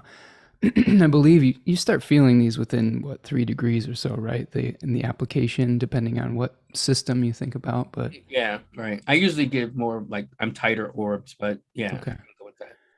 But we're yeah, it's interesting you talk about civil unrest because I could see that playing out as well. Like people's, I also think of Venus as like our manners and things like that too. I think when Venus goes into Mars's sign, we're just like the gloves are off and we're tired of being nice and like smiling and we're just like gonna say whatever, and that could lead to some conflicts socially when we're coming in contact with Saturn. That's really asking. I think Saturn's been asking us through this journey through Aquarius to be detached, to do what is good for the collective rather than our own personal desire, and delay gratification. And I know that like people, especially in America, have a lot of trouble delaying gratification for the good of each other. So some things might come to a head with that. What do you think? I think that's spot on. And one illustration of that is that we're at the Saturn return of the World Wide Web. Mm. And the World Wide Web, not the internet, because some people conflate the two. The internet is older, and we Okay. can go more into the history related to that another time. But the World Wide Web comes about as the attempt by one particular person leading it up, a Gemini named Sir Tim Berners-Lee. And his idea was to create a protocol, the HTTP, as a means for different divergent computers with different operating systems to be able to speak to each other. Because what people may not remember is that if you had like an Apple computer or a Mac it couldn't necessarily talk or share images, say with a PC, of any kind of PC. Mm-hmm. And there were various different kinds of PC. So you could kind of more so have this kind of internet connection. And what's special about this, Tim didn't make, Sir Tim Berners-Lee didn't make a cent off of the World Wide Web until some 10 years later, right? He did it for the sheer curiosity of kind of creating an interconnected book, or web, mirroring something that was from his childhood, an encyclopedia called Inquire. Mm-hmm. So when you say that about having that sense of detachment or non-attachment for the public good, I think that is, like I said, spot on in terms of affirming that sense of giving, that sense of sharing, that sense of not being caught up in our selfishness, even though we may feel the fear and want to go toward that place. So I think what you're saying is try not to get into a battle with somebody on the internet on this date. Or, try to win, or think about what becomes a higher good, or what becomes, rather than our own petty or even small-minded desires, what might support the moment, right? Like you might be able to correct somebody, or like they say something like, okay, is it important for me to make this correction? Right. And say this in this particular moment, as versus what could be directed that energy toward something else, a larger goal. That's also that sense of sun trining to Pluto as well, higher objectives. Yeah, I agree. And I think that, just piggybacking off that with the, the decans that we've talked about, that first decan, Scorpio, Venus is all about pursuing something with a hunger and a desire. And Saturn in that first decan, that decan's called conflict and defeat. So maybe through the pursuit of your desires where you should have just let something come to you, there may be something where you experience a conflict that you don't necessarily come out as the victor. Or another way to put it, and I'm going to be, use my Pisces rising. There's a quote. Sure. I think it's from Hafiz, but it could be from another Sufi-inspired poet, where it says, "Love's conqueror is he whom love conquers." So forgive the pronoun, but yeah, it's love's conqueror is he whom love conquers. Nice. Well, there you go. Surrender again is the theme, isn't it? Okay, so we've got the Venus Saturn square. I think we've covered that. That goes into the 17th. Oh, I want to say something else about that. Yeah. Sorry. Sure. Before we move on with the Venus Saturn square too, I think that also testifies on a more personal level. I mean, like we've been talking about the personal, but even more intimately. When Venus has a conflict, either by square or hard aspect to Saturn, it usually highlights times where we're looking for approbation or appreciation from others and maybe not getting it. Mm-hmm. So the remediation is where you have to kind of learn to give that to yourself. You're going to have to serve yourself the cake. You're going to have to give yourself a spa day, pat yourself on the back or on the shoulder, rather than kind of feeling frustrated because you're not getting a certain level of attention, love, respect from others that you may crave it from. Yeah, it's Saturn being denial in some form or another on some level, right? Kind of the cosmic no. But like, you were saying earlier, Venus is in the overcoming position here, so that there might be some benefits to that. I'd rather have that than Saturn being in the overcoming square. So yeah, I love that self-love tact that you're taking there, because, there is a lot of conflicts that come up because of our inability to, or because of our desire to have that feedback when it's just not available. And it may not be even your fault. It may just be that other person has some other things on their mind. It might not be that they're rejecting you. Yeah. So there's some forces that are bigger than us and outside of our control. And that may be what we're feeling too here, is that there's just something that's bigger than us that is getting in the way of our sense of pleasure potentially, or of our, desire for beauty or for relationship or things like that. And there's just going to be times like that, you know. That's part of the beauty of astrology too, is being able to accept times that are not as flowing as others. This is the one thing that the studying the I-Ching has really taught me, is that there's definitely times where things are moving in a harmonious direction, and there's other times where things are stagnant. And you don't do nothing during the stagnant times. You prepare for the return of flow. And you can do that through cultivating, like you were saying, self-love, cultivating your own skill set through your patience, through preparing for the return of that good fortune. Does that make sense? Correct. Yes. Yeah. Okay. So we've got Venus Saturn here on the 17th, and that is helping us to build towards a full moon on the 20th. So, thoughts on this Pisces full moon right on the degree of exaltation of Venus? Yeah.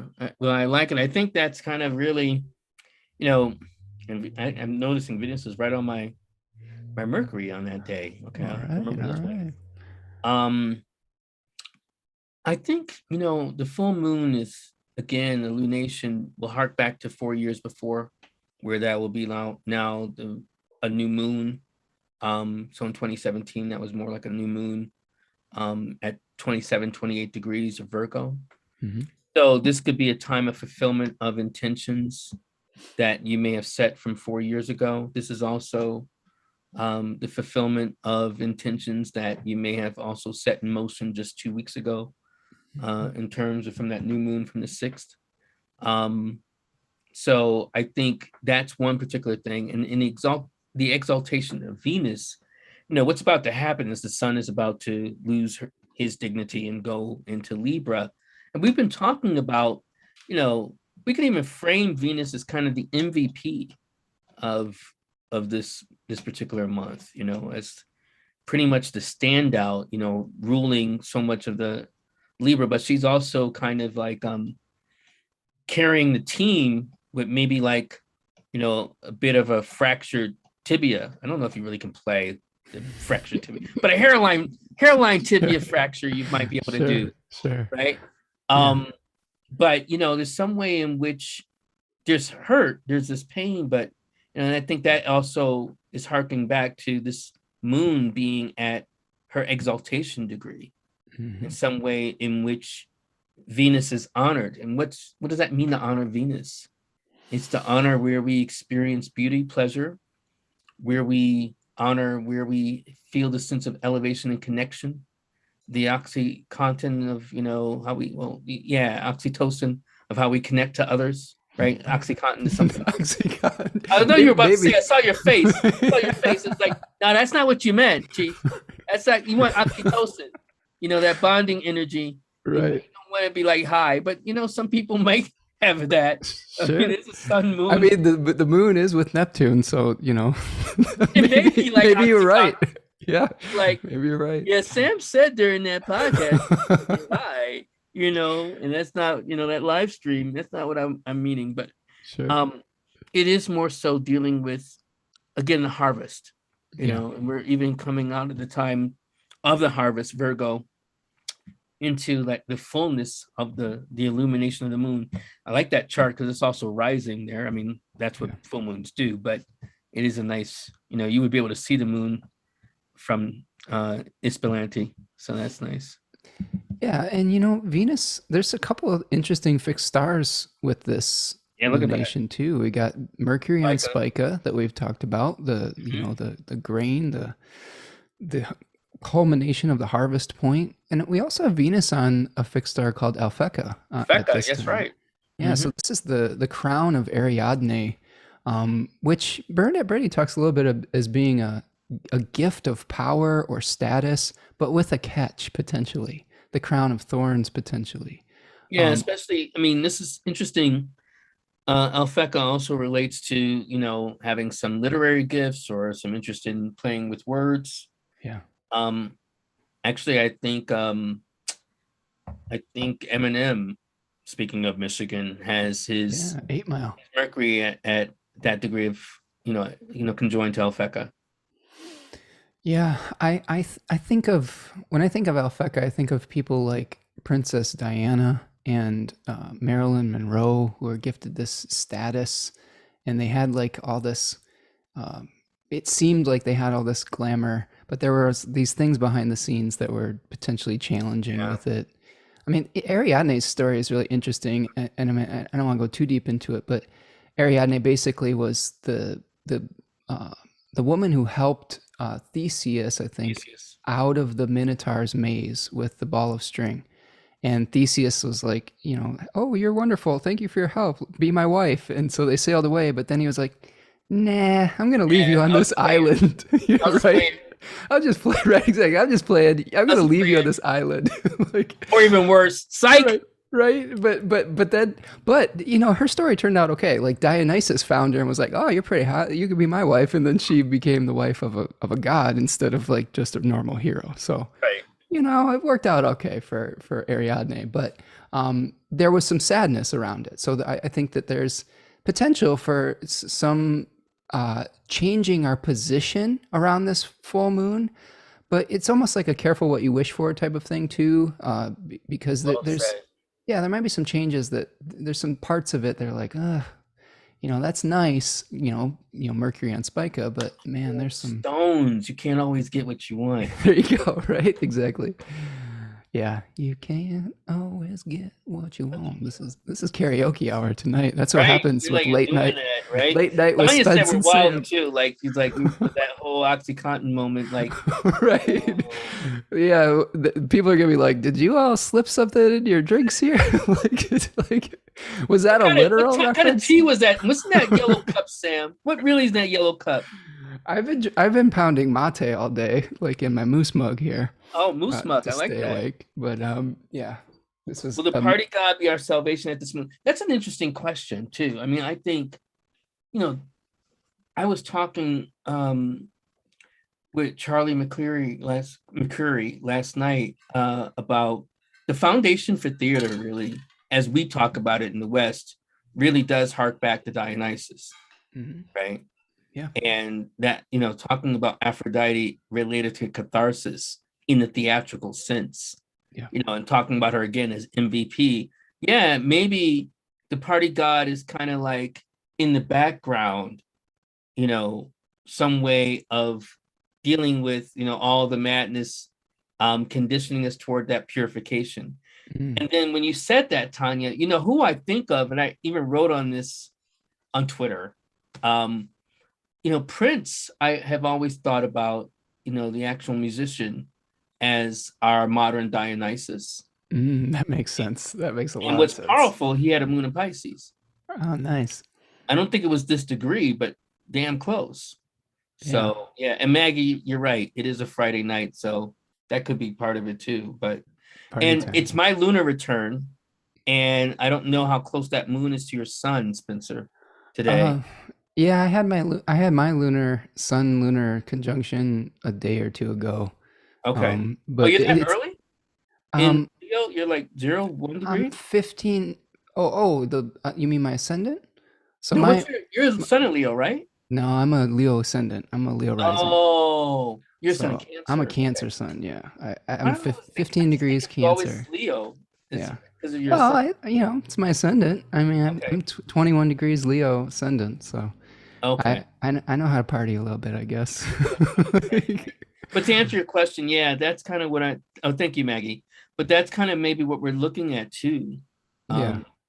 That I has a good side and a bad side, I think, at this particular juncture. I'm still trying to wrap my head around your Prince as Dionysus because that really works. Oh yeah, On so many levels.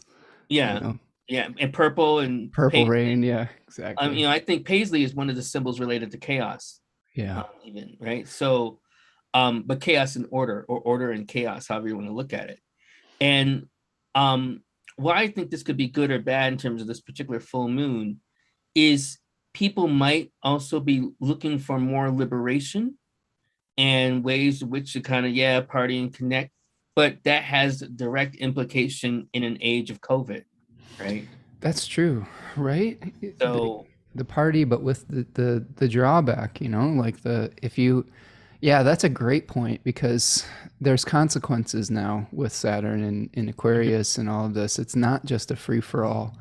We have a, we really have this. Saturn is really just, man, it's just putting a damper on everything lately. It's being like, okay, you can do this thing, but you're gonna have to really come to terms with the sober consequences of it. So, yeah, I don't know if Prince would be down with all this. I don't think he'd be super psyched about it. Nah, I think Like, he was pretty careful. I mean, sometimes with many things. I mean, I think he struggled with a particular addiction, not from, I think, recreational use, but I mean, I think he dealt with a lot of pain. yeah, he had hip problems, didn't He he? had hip Because of all the problems. He had a splits they dysplasia. did. Yeah, Yeah, from all those splits, all those things yeah. that he did for our, for All his the love for all us. that thrusting he did. Yeah. Like, So I get that goes also with that crown of thorns, dealing with, Venus at Alpheca. right, So right. Yeah, one thing, and then before we move off this Dionysian thing, you know, what's his name from Cosmos and Psyche? Richard Tarnas talks about Pluto as being Dionysus on some level. I wonder if Prince has some Pluto contact with yeah, I his. have to his chart up right quick. But yeah, I mean, I'm sure he did on some level. Yeah. Um, yeah, I mean yeah, and that also goes along with, that idea of being the lover. I want to be your lover. I want to be your love. This is karaoke night with Spence and Yep. Sam after Yep. hours. All right. So yeah, I mean, because ultimately, Dionysus might say or would have said, I'm a lover, not a fighter. There you go. There you go. All right. Well, before all the doves start crying, we should We're on a move roll. on. We are really on a roll. I love it. We get punchy at this time of night. All right. So we're moving forward to the equinox here. The 22nd of September, the fall equinox, when the day and the nighttime become equal in length and the day begins to wane and the night starts to take over as being longer and having more power. Talk to us a little bit, Sam, about the sun in Libra and this equinox time period. So even though I haven't been able to fully corroborate this, I mean, like we say, we call it fall. And we often think about fall, especially in the Northern Hemisphere and specifically, in certain parts of the world, we think about falling leaves, right? But one of the reasons why it might be called fall is because the sun is in fall. Right. So when we talk about, this idea of the sun falling, we have to also think in contrast with what's happening when the sun is actually in its exaltation. And this is where it feels like it's resurrection. It's kind of like where it has even like the resurrected sun, the idea of the Messiah kind of coming back and feeling all power, feeling that sense of that sense of, because I think of exaltation, I think of that level of dignity, exaltation, and fall related to an attitude. So in exaltation, it could be a certain attitude related to entitlement. Whereas sun in Libra may be like a lack of feeling that entitlement and feeling more the emphasis related to the other, related to other things that seem larger than us. And it is this tipping point and this balancing point between light and dark, right? But we become also increasingly aware shortly thereafter of the darkness, right? And So where would the sun feel most entitled, you were saying? well, it gets into an attitude related to entitlement, which Yeah. is not the same as when it's in Leo, in Aries, right? Yeah, totally. Like, Leo might be like, at its best, Leo might just like emanate more its charisma and acting like it's the shit. Whereas, the sun in Aries might like, you don't know, I'm the shit. Let me just tell you in case you didn't know, right? So there's a certain way in which it has to almost vault itself up. In Libra, the sun in Libra, we may almost feel a certain way in which you don't have that sense of entitlement, but at the same time, you feel like you have to craft it in order to kind of keep that level of balance. People romanticize Libra a lot. Yeah. They either kind of say like, it's a tough sign. I think it's a tough sign and a tough time people of year. say, it's weak or they're indecisive or this, until I think some of that's true until Libra does make a decision. Yeah. Mahatma Gandhi, Gandhi brought an empire to its knees after making a decision. Well, Right. it's the exaltation of Saturn. I mean, this is a Saturnian, it's a Venusian Saturnian sign. I like to think of it as a combination of those two things. I mean, it's, and in the theme of Mundi, you've got Saturn opposite the sun. So Right. it's that darkness, that the ascent of darkness. That's what, and it's really interesting because Schmidt likes to talk about the sun as the Robert concept. Schmidt. Yeah, Just so Robert people know. Schmidt. Robert Right. Schmidt, right, of Project Hindsight, one of the kind of early translators of Hellenistic and traditional astrology works, was talking about the sun as selection. And he contrasted that as Saturn as exile. And that's an interesting way of thinking of the planets to me, because we may not be the one who is selected at this point. We may have to not be number one, and we may have to make a Venusian compromise to be able to shine light because of the power of Saturn, the power of darkness, the power of responsibility. I really think there's lots of responsibilities in this area of the zodiac too, That's where we have, interesting. Yeah. right, where we have to start thinking about our social responsibility and saying, what are the codes that we have with one another and for justice, fairness, and things of that nature.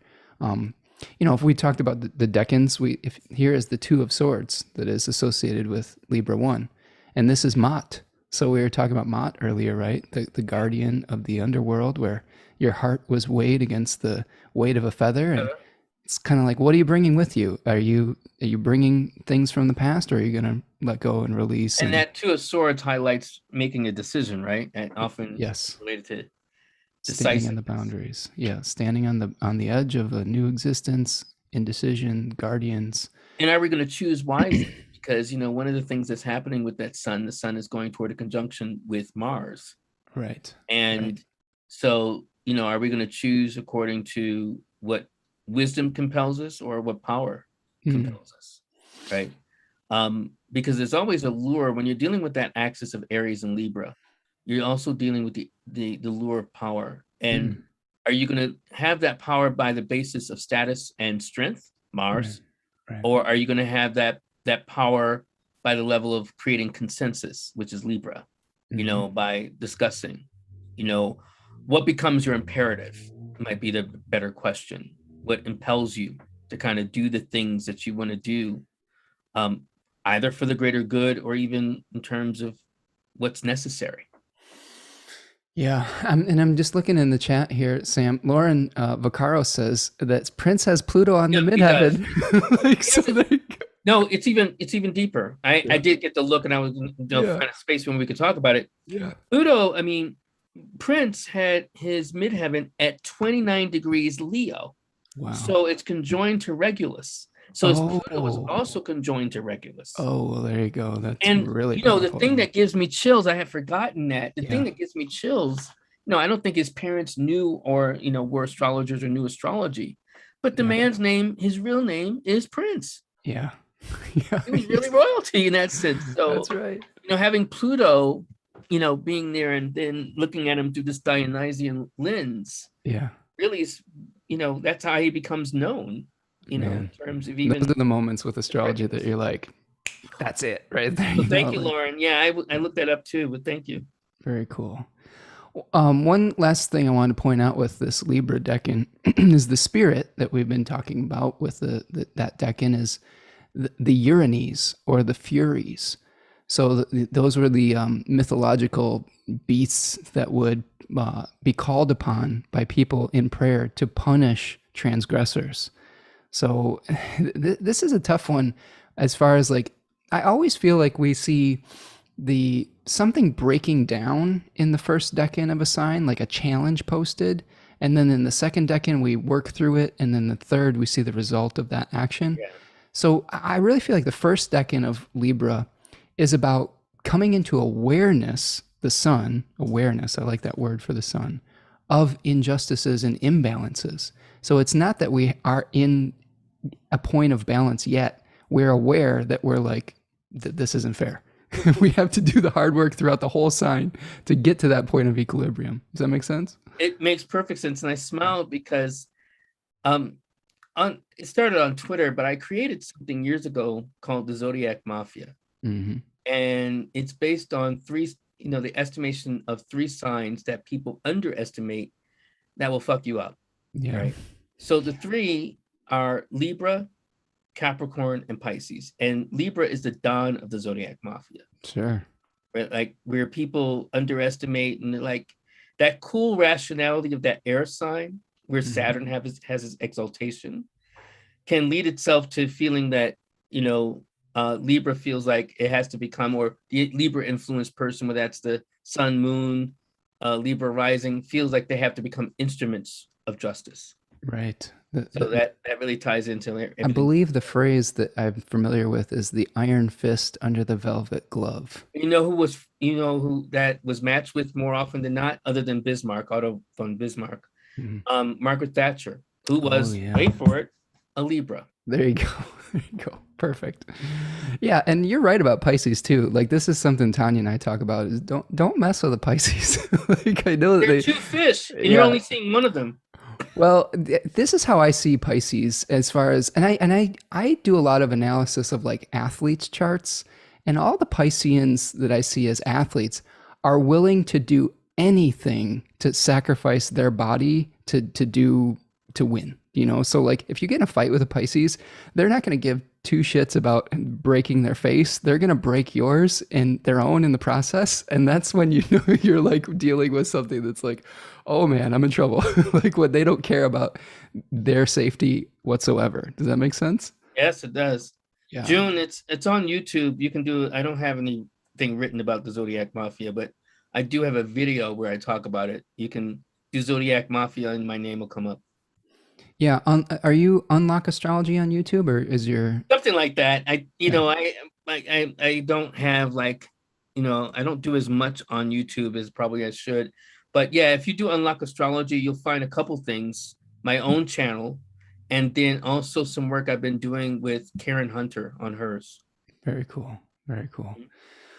Okay, so we've got the equinox on the 22nd. We have a Mercury Pluto square that is echoing the same energy that we had with the Venus Pluto square previously in the month. So, how would you see the difference between a Mercury square with Pluto and a Venus square? Well, I mean, just by the themes of the planets, Venus is going to be more relational, more, in terms of how we're dealing with our desires. Mercury is more mental. So this we can have positive expressions, ideally, of our obsessions, where we find our rabbit holes. It's a great time related to going deeper with one's studies. So for instance, let's plug your talk tomorrow. You have that Mercury Saturn trine, you go for the talk.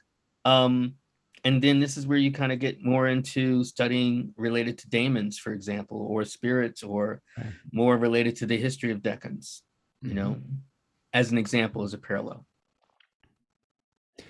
Yeah, like going and uncovering. I agree that this Mercury Pluto is kind of like a private investigator, like where you're really like saying, okay, how do I do my research and do my depth studies, due diligence even. Yeah. And speaking of that, if you are interested in the history of the decans, I have a free talk on my YouTube channel called Face Off, incorporating the decans into your astrological practice. I did as a guest speaker. You can find that for free on my website if you want to deep dive into the history of the decans and how they were used. You can even watch that tonight after this if you want to get that before you sign up for the webinar tomorrow. So that's right. Although I think context. Some of our European friends have been like, I'll catch it in the morning. Yeah, it's like 4 a.m. there. Right. Now, we usually have a quite a contingent from Finland with us, but it's late in Finland right now. So all my Finnish friends are probably asleep. Yeah, that's thank cool. you for accommodating me in terms of my schedule. 2 hours behind you. No worries. We have a lot of West Coast people too. So when there's multiple time zones in the world. You just have to kind of pick a time, and That's true. whoever can come, you know. All right, so we've got Mercury square Pluto. I guess my only concern with this would be just be careful that you don't use your intellect and your communication skills to try to manipulate and to do an underhanded negotiation. I do think that Mercury in Libra is questioning the deal, and this could be questioning the deal of a bureaucratic process that we are working within with Pluto in the third decan of Capricorn.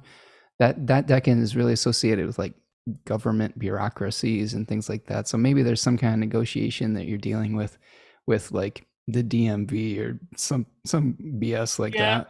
Right. I mean, I think there may be more scrutiny with different things. I mean, one of the things I've been thinking about, wading a little bit into controversial waters, not too deeply. I think there may be more scrutiny that we may face in the public arena with some of the mandates that various parts of our government, not just the United States, other places, are lying down.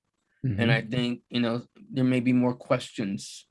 I mentioned that there may be some civil unrest. Yeah.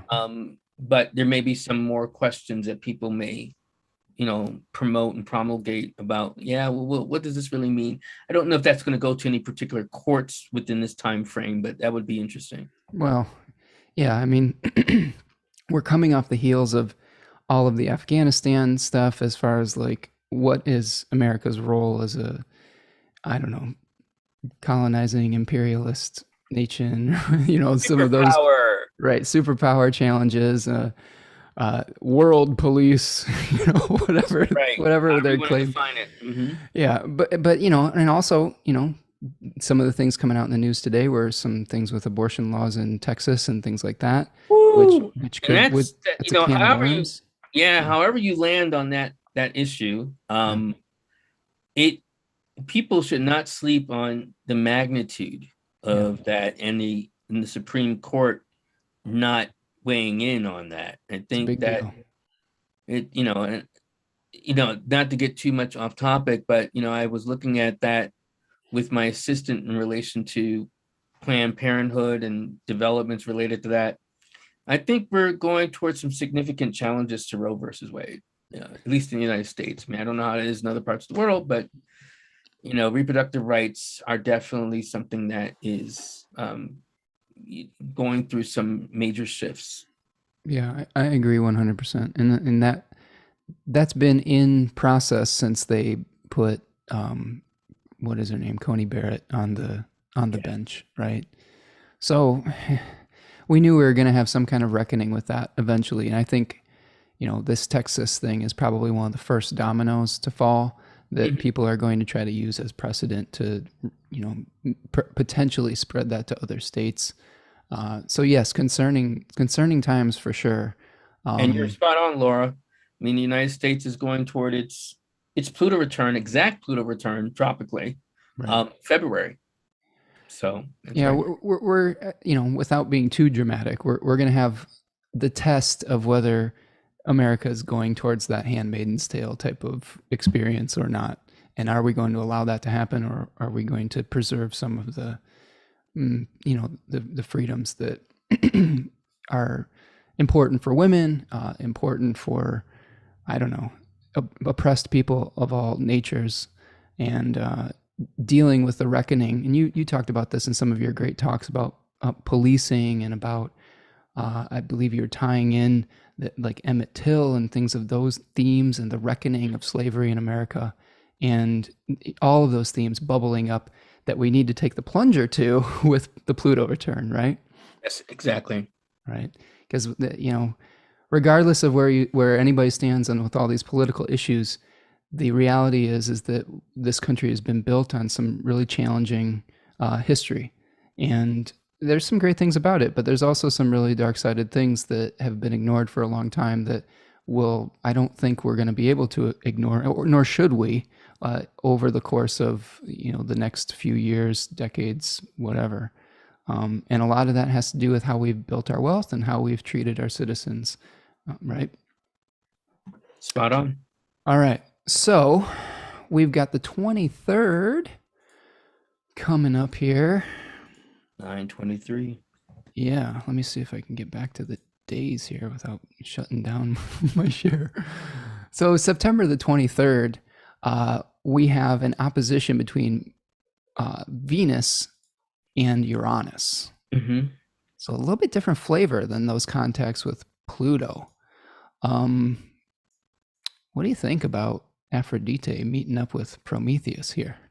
I like that you changed them. Yeah, Yeah. because that's even what Tarnas proposes about Uranus, that we might have misnamed it. Mhm. Um, and I think about that. I think, when we highlight Venus and Uranus, we're usually talking about, you know, unusual tastes, unusual changes in unusual connections, or having unusual connections. And that can read, a lot of people want to break down astrology into whether that's good or bad. It depends on what you want. This might be a good time to kind of change your different kind of cuisine that Mhm. you're used to, or that you like on a very mundane, practical level. Or it might be that you try something very different in terms of your lovemaking that night, right? Or, I just keep it real. I have a son in No, Scorpio. it's cool. It's cool. So, You're not wrong. You're not wrong. there are ways in which you do that. Now, for other people, it may also where you feel a different attraction. And an attraction doesn't have to be just sexual, it could be sensual to something else. Mm. So it's a refreshing way in which you incorporate. I believe in hacking your planets. When I talk about hacking, meaning that you're not just downloading the code as is, but you're trying to break the code in some way that becomes more meaningful to you. Mm. So we could talk about that as a remediation, but I also talk about it as a way in which you can fulfill what the gods are asking of you by the idea of the Venus Uranus opposition in a way that's more fulfilling. So going along with Prometheus, maybe bringing the fire in some way to something that needs it, Mm. right? Talking about the power of Prometheus. Are you familiar with T. Susan Chang? No. So T. Susan Chang has this book on the Decans, and she has a podcast called Fortune's Wheelhouse where she talks a lot about the tarot. And one of the things I like about T. Susan Chang is she talks about sympathetic magic for the planets, where that the planets are going to give us some kind of impetus or impulse, and we have to find an outlet for it, right? And I think this is Correct. what you were talking about with I am. we need to find an outlet for this energy, and we can. It's like you have a fire hose, and you got like the water's coming through. You got to like direct it somewhere, and you can't stop the water from coming out of the hose, but we see we're getting back into the sexual metaphors here, but you can figure out where it's Let's look going at to our go. synastry. What makes this happen that I we don't know. I don't know. right? I don't know. It's spicy time. Right. But yeah, Tanya it's said that. right, exactly. So I think that it's one of these things where, finding you can choose, for she gives an example with like, she pulls the 10 of swords card. And that's the one where all the swords are in the guy's back and he's down on the ground. She's like, I usually get like a potato and I put a bunch of needles in the potato. And then I say, this energy is going to go here today, and that's just a small like example. But if you have Venus Uranus opposition, perhaps you intentionally shake something up rather than have it happen to you, right? Correct. This is happening. Go out and like don't get broken out of your everyday routine, or you're going to you're going to build up enough tension that it will be released potentially in conflict, and that's what you want to avoid most of the time. Although maybe there's something where you have a fight and then you have the makeup afterwards. Maybe that's the spice. I don't know. Yeah.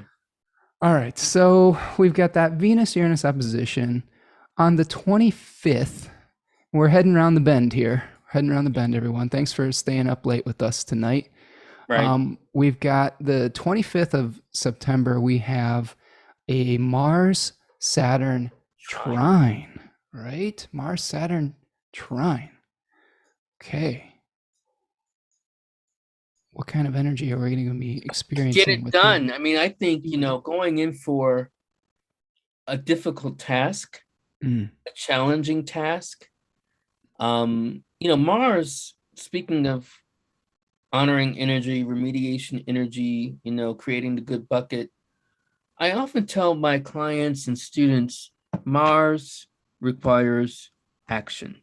Mm, He requires contraction matched within perhaps even ideally the explosion of energy, right? sure. So kind of soothing, slow yoga is not Martian, right?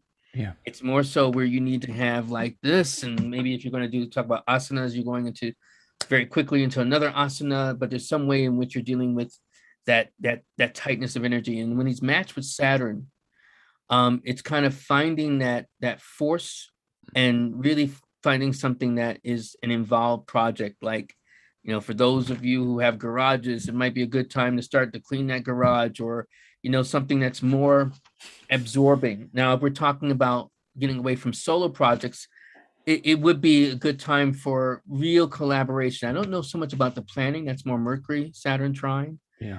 But more where you are doing the work, where you might even have a work party, right? To kind of make something happen, to do something. These might become significant manifestations or ways to honor that trine. Yeah. And would you say that Saturn, this is something that was coming up when I was doing research on that, it was just lending some kind of focus or discipline to the actions that we take too. Absolutely. Being able to concentrate for long periods of time. This was another thing where there's a book by Ren Butler called The Archetypal Universe, and he talks about Hephaestus with this combination, the the blacksmith. And so you can think about, like, you've got the hammer, Mars, and the anvil, Saturn, and you creating this fire, this spark through that hard, sweaty, dirty work. I was thinking also, just with the combination of Mars being in that decan that's associated with awareness of injustice, and Saturn being in this kind of interesting collective place where there may be standing up for the oppressed or standing up for injustice That and makes sense. having courage, maybe, right? I feel like the higher, I don't know, octave we could say of Mars, or the higher expression of Mars, is being courageous in the face of conflict, right? To respond to a conflict in a way that is with integrity, right? All right, so we should watch out for any major protests that happen on the 25th. Potentially, yeah, for sure. Some statements where people have come out and like, hell no, we won't go. I don't know, whatever. I mean, some way in which people are making some statement related to, injustice or injustices. Definitely. And you were saying too, just piggybacking back on some of the social issues that have been coming up, I believe as of today, and you can confirm this or not, but isn't Mercury entering its shadow period? I want to talk to you. Yeah, I thought Yeah. we might get to that because we're going to get to Yeah, because we're going to talk Mercury about about to go retrograde, right? We're going to talk about Mercury going retrograde. Yeah, and I'm curious if this might be a time period where people are starting to be like, hey, some of these really important reproductive rights are being taken away. Maybe this is the type of thing where people are really coming into an awareness of some of that injustice or things of that nature. That makes sense. I mean, although the question about the shadow, kind of citing my buddy Gary Caton here. I mean, he actually has qualms with the idea of the shadow. Okay. And he's the Mercury guy, so I'm his qualm is very specific, which I understand. And I can give a parallel or analogy to it. Not saying what you're saying is wrong. I mean, it's something that we should be attentive to, but we have to realize that as Mercury, and we're about 2 days from talking about that meeting, as we're in the 25th, as Mercury goes retrograde, we often pay attention to zodiacal longitude, but we don't pay as much attention to celestial latitude by declination, right? So Mercury, the Mercury that starts off at his retrograde may be at one particular point of declination. And then by the time he comes out of his retrograde, he's going to be at a different point of declination. And the analogy I can give you is, if I go to the store from my house one particular way, and then from the store come back home a different way, have I fallen within the shadow of myself? No, I've kind of gone to, between 2 points, just as Mercury is going to go between 2 points or degrees as he, comes within his shadow, but he's not the same Mercury, That's right? interesting. Yeah. He's at a different declination. He's at a different point related to his movement. And just for people to get it, it may look more like this. Mercury starts off here, by declination, he goes and he's down here, right? Although he's only, he's still gone along zodiacal longitude and retrograded, but he's not at the same declination. So instead of being east and west of the ecliptic, we're talking about north and south. Right, exactly. Okay. Yeah, in terms of latitude. So, we have to recognize that Mercury has kind of come a different way. So the shadow is just looking at one particular sphere of heaven, which is this zodiacal longitude. Mm-hmm. Yeah, I've learned to trust Gary's insights into Mercury for sure. So yeah, that's a really interesting point to bring up. I guess I would say the only minor pushback on that I would say is, in the Hellenistic tradition, they talk about a retrograde planet being recalled to the witness stand to give additional testimony. So, and I don't even know if it's a disagreement because we're just talking about the shadow period. Yeah, I think there's something, and so but some people's like, oh, the shadow, and it's kind of, but not recognizing then that going along with that analogy, which is really great, when we call the witness back, is it the same witness? The witness has a different level of mindset. Things have, changed for them. Are they going to say the same story? I like that. I like where you're going with this. Story. Yeah, I like that. That's interesting. We've had more experiences over the course of when Mercury's gone through whatever it's gone through. So we have more knowledge to be able to, or different knowledge to be able to make a decision rather than just completely revisiting something with blind, right? So when you're talking about the new pathway, it's not that, whatever you've done has to be undone. It's like, well, you might have to, kind of deal with a similar issue, but you've already gotten more life in between that time, right? Yeah, there we go. Yeah, perfect.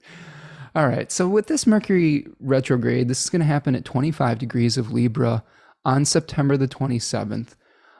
This is a decan that is associated with the Four of Swords, where we see a figure that is resting kind of on top of a sarcophagus in a church.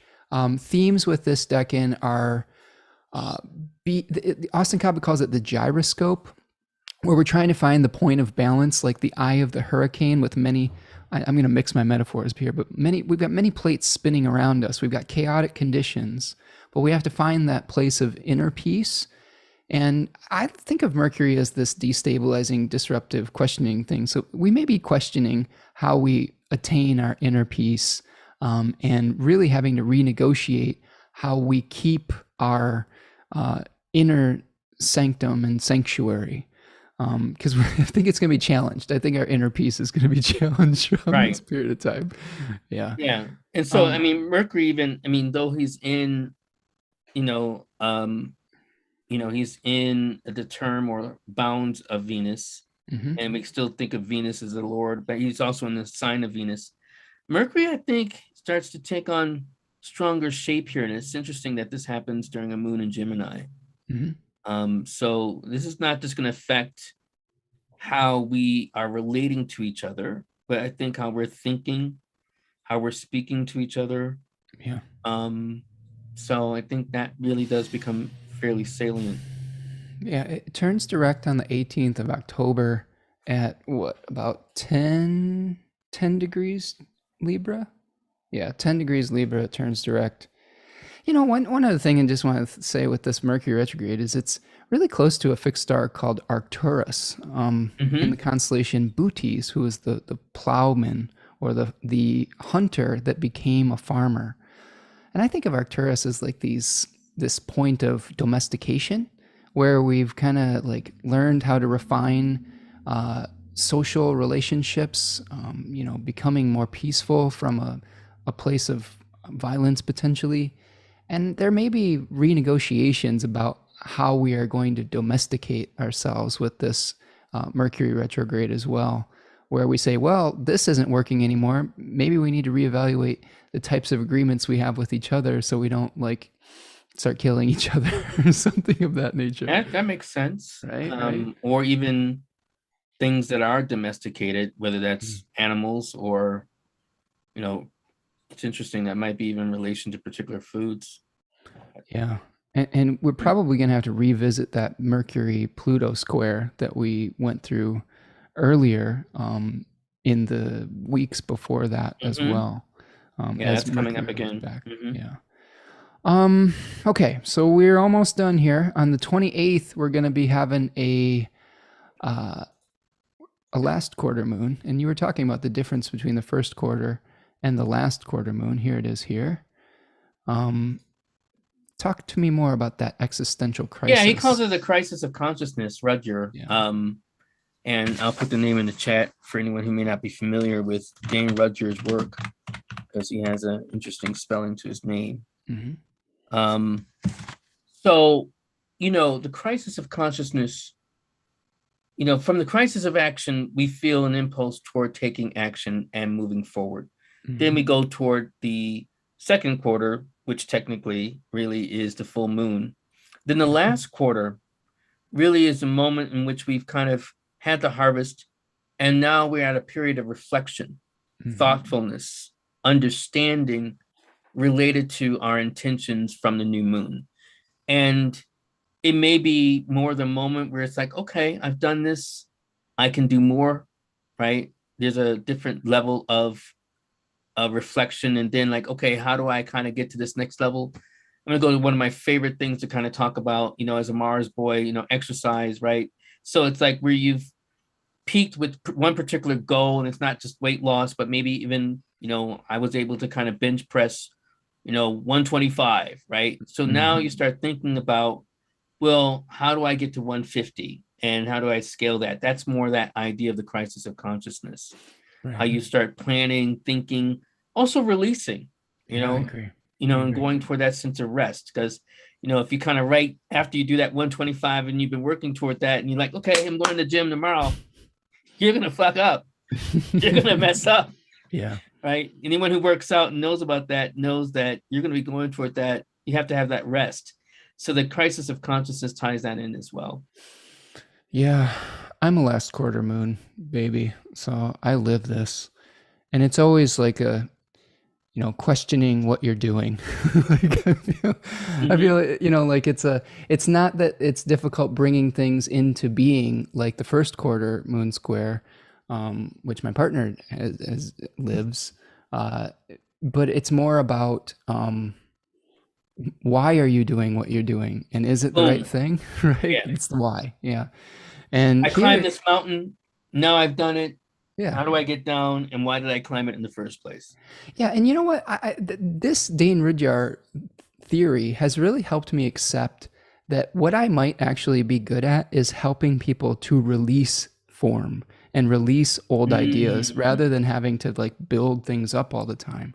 yeah. And I found that to be quite a success for me, is just really getting in touch with that type of energy more so than just saying, oh, I have to generate all the time. No, I might be more of the composter that is questioning things for people so that they in turn question what they are doing to maybe return something to the earth to free them up and to Mm, liberate them for whatever it is that the next thing is. So that's how I kind of nice. look at that energy.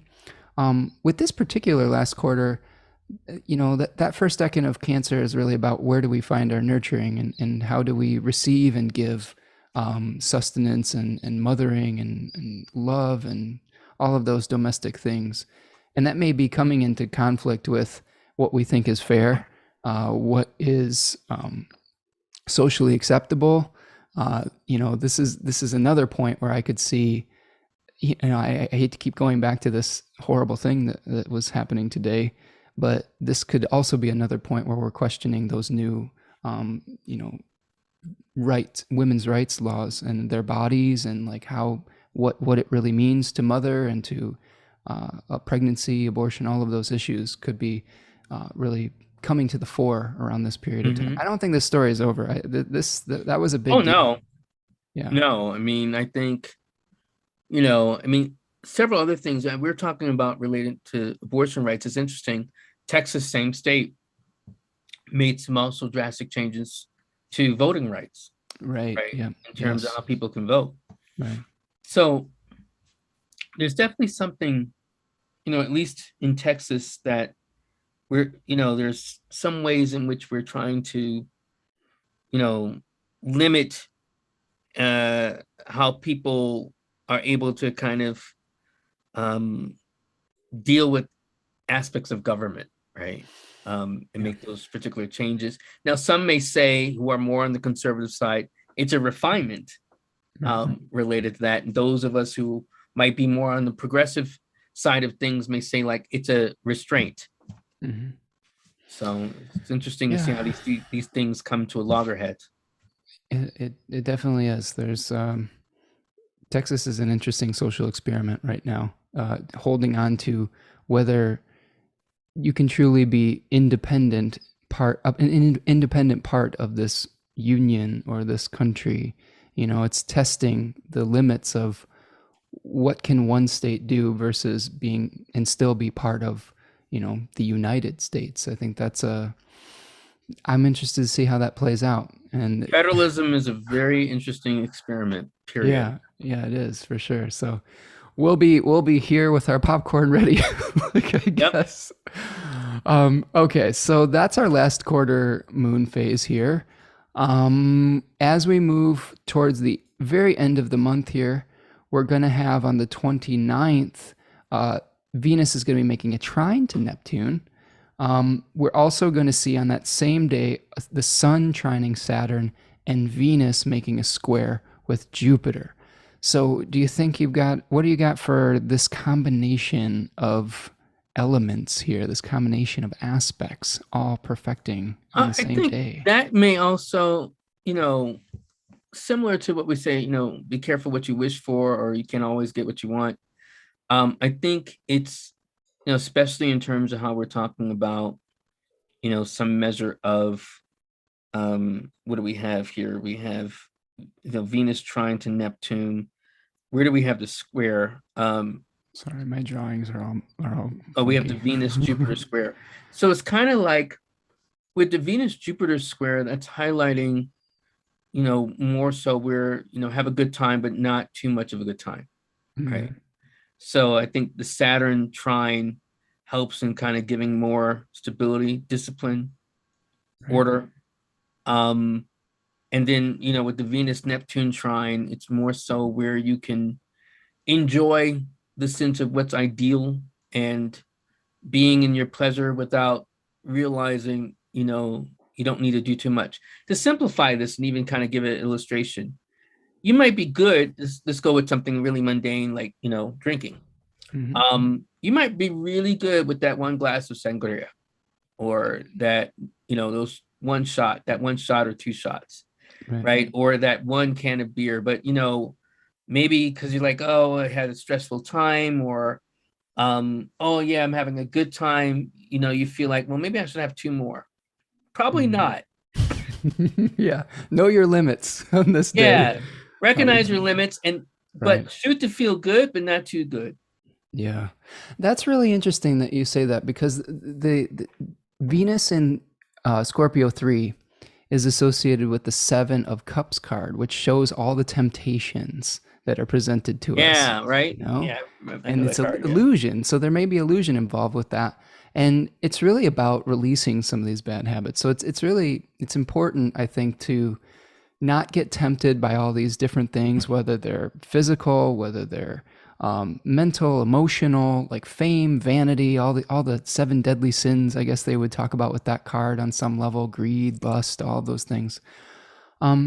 Because those are things that can bring us away sometimes from our sense of our higher self, our spirit, all of those things.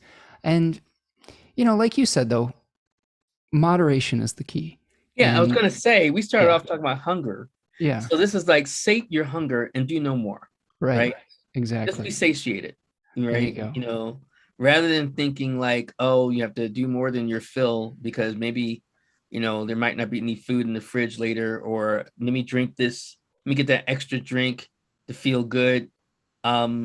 not thinking about tomorrow, not thinking about sometimes the hangover that looms in the horizon, and people are like, yeah, he's a moon in Leo. I don't drink actually. So it's not, but I have. So it's not like it's a thing for me, but I do know, I don't drink either, so we're on the wavelength. yeah. So it's just more like dealing with the one things, and I guess we're going toward the weekend at that particular time, because the end of the month happens on the Thursday. Right. So all those things kind of converging on the 29th to the 30th really might be like the build up, going from hump day toward, the weekend. It's just be careful, enjoy yourself, but not too much. There you go. Respecting your boundaries. Yeah. Yeah, I had an alcohol experience in high school where I got alcohol poisoning. Just some girl was filling a mug with vodka at a party. I didn't know anything about alcohol and almost died. So I kind of learned my lesson about limits very early on. That's interesting. Because I had a similar experience in college. Did you? Yeah. I think it's not a super uncommon story, I don't think. But I'm very fortunate actually to be alive, because somebody found me face down on a gas station, like concrete slab, like almost choking in my own vomit. So sorry to be so gross about it, but I just, if that story will inspire people to know their limits. I ended up in a hospital, and the nurse said, she told me the next day, I asked you how much you had to drink, and you said E equals MC squared. Yeah. So, and just through sheer naivete and inexperience, like I just didn't even know what was happening at that time, and I reaped the consequences of that. I got suspended from my basketball season. The first 10 games of my baseball season, I got fined. I was in a very conservative area of Western Michigan that was like not super excited that an underage minor was drinking. And I learned my lesson. And that actually, I'm grateful for that experience, though. I'm grateful to have survived it, because it really, I think, kept me maybe from getting involved in some of those things that wouldn't have been good for me moving forward. And yeah, I'm pretty much as sober as they come at this point. So, good. All right. Well, my friends, I think we've gotten through the month. I had two more little contextual things for people here, and we'll just, if you want to touch on these things briefly. At the end of every show, I talk about an animal, and I talk about the I-Ching. I do an I-Ching reading for the month. And this month, I got the ladybug, which is a symbol of luck, fortune, happiness, protection, a wish granted, some kind of fortunate life change, innocence, love. But it talks about stop pushing and letting things happen. It is about allowing life to happen, right? When we've talked about that a lot today of our hungers, right? And not letting our desires overwhelm us. And the hexagram that I got today, do you use the I-Ching at all, Sam? Not as much. I need to learn more about it. I love it. It's such a cool oracle. A lot of times with astrology, I feel like astrology tells me circumstance and like maybe concrete things. And I really like the I-Ching for learning sort of like, what am I supposed to do about this? What kind of morals or values could I utilize to be my best self and to take the best, most thought out actions, or even lack of actions? That's what's interesting about the I-Ching. And this is hexagram number 17, which is called following, allegiance, loyalty, adapting, hunting, where we're talking about hunting and hunger. And it's moving towards 55, which is called the abundance, zenith, fullness, splendor, plenty, being generous, making most of the present. And we've got two changing lines. Line number 3 says, one clings to the strong man and loses the small boy. Through following, one gets what one seeks. It is beneficial to remain constant and steadfastly faithful. So some notes I had on this, Sam, it said, letting go of old habits and relationships, opening up to new possibilities by releasing the past, old forms, forging a new relationship with a more mature outlook, right? That's where we're talking about, clinging to the strong man and losing the small boy of immaturity, right? Right. And line number 5 says sincerity leads to excellence, good fortune. So Excellence. this one I think is really about talking about choosing wisely when we're choosing a goal. The quality of the goal that you choose to pursue is important. So setting your sights on something noble, devoting yourself to a worthy cause or pursuit, generally I think can increase the chances of success. And a lot of those things are about serving your community. So I think that when you devote yourself to something noble, I definitely feel like the universe wants that to happen. If you are devoting yourself that is something less than noble, you may find yourself with more challenges, obstacles. It may not be easy. It may be easy at first to do something ignoble, but eventually it will catch up with you. You know what I'm saying? Yeah, and it's interesting that you framed it as sincerity,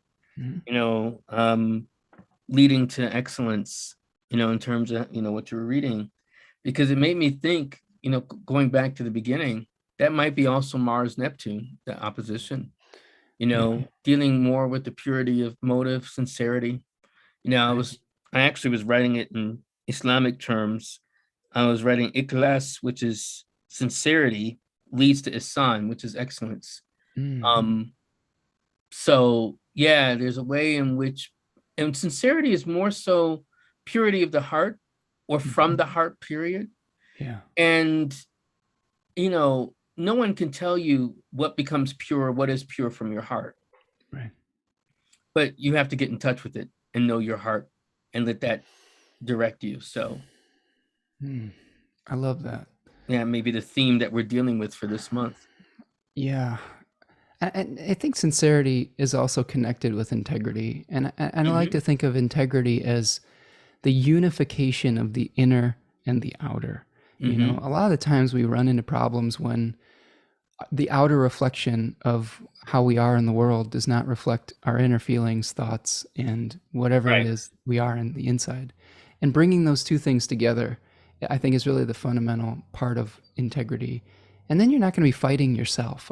One thing that my friend Tatiana on our last live stream was talking about was peace begins, external peace begins when you're at peace with yourself.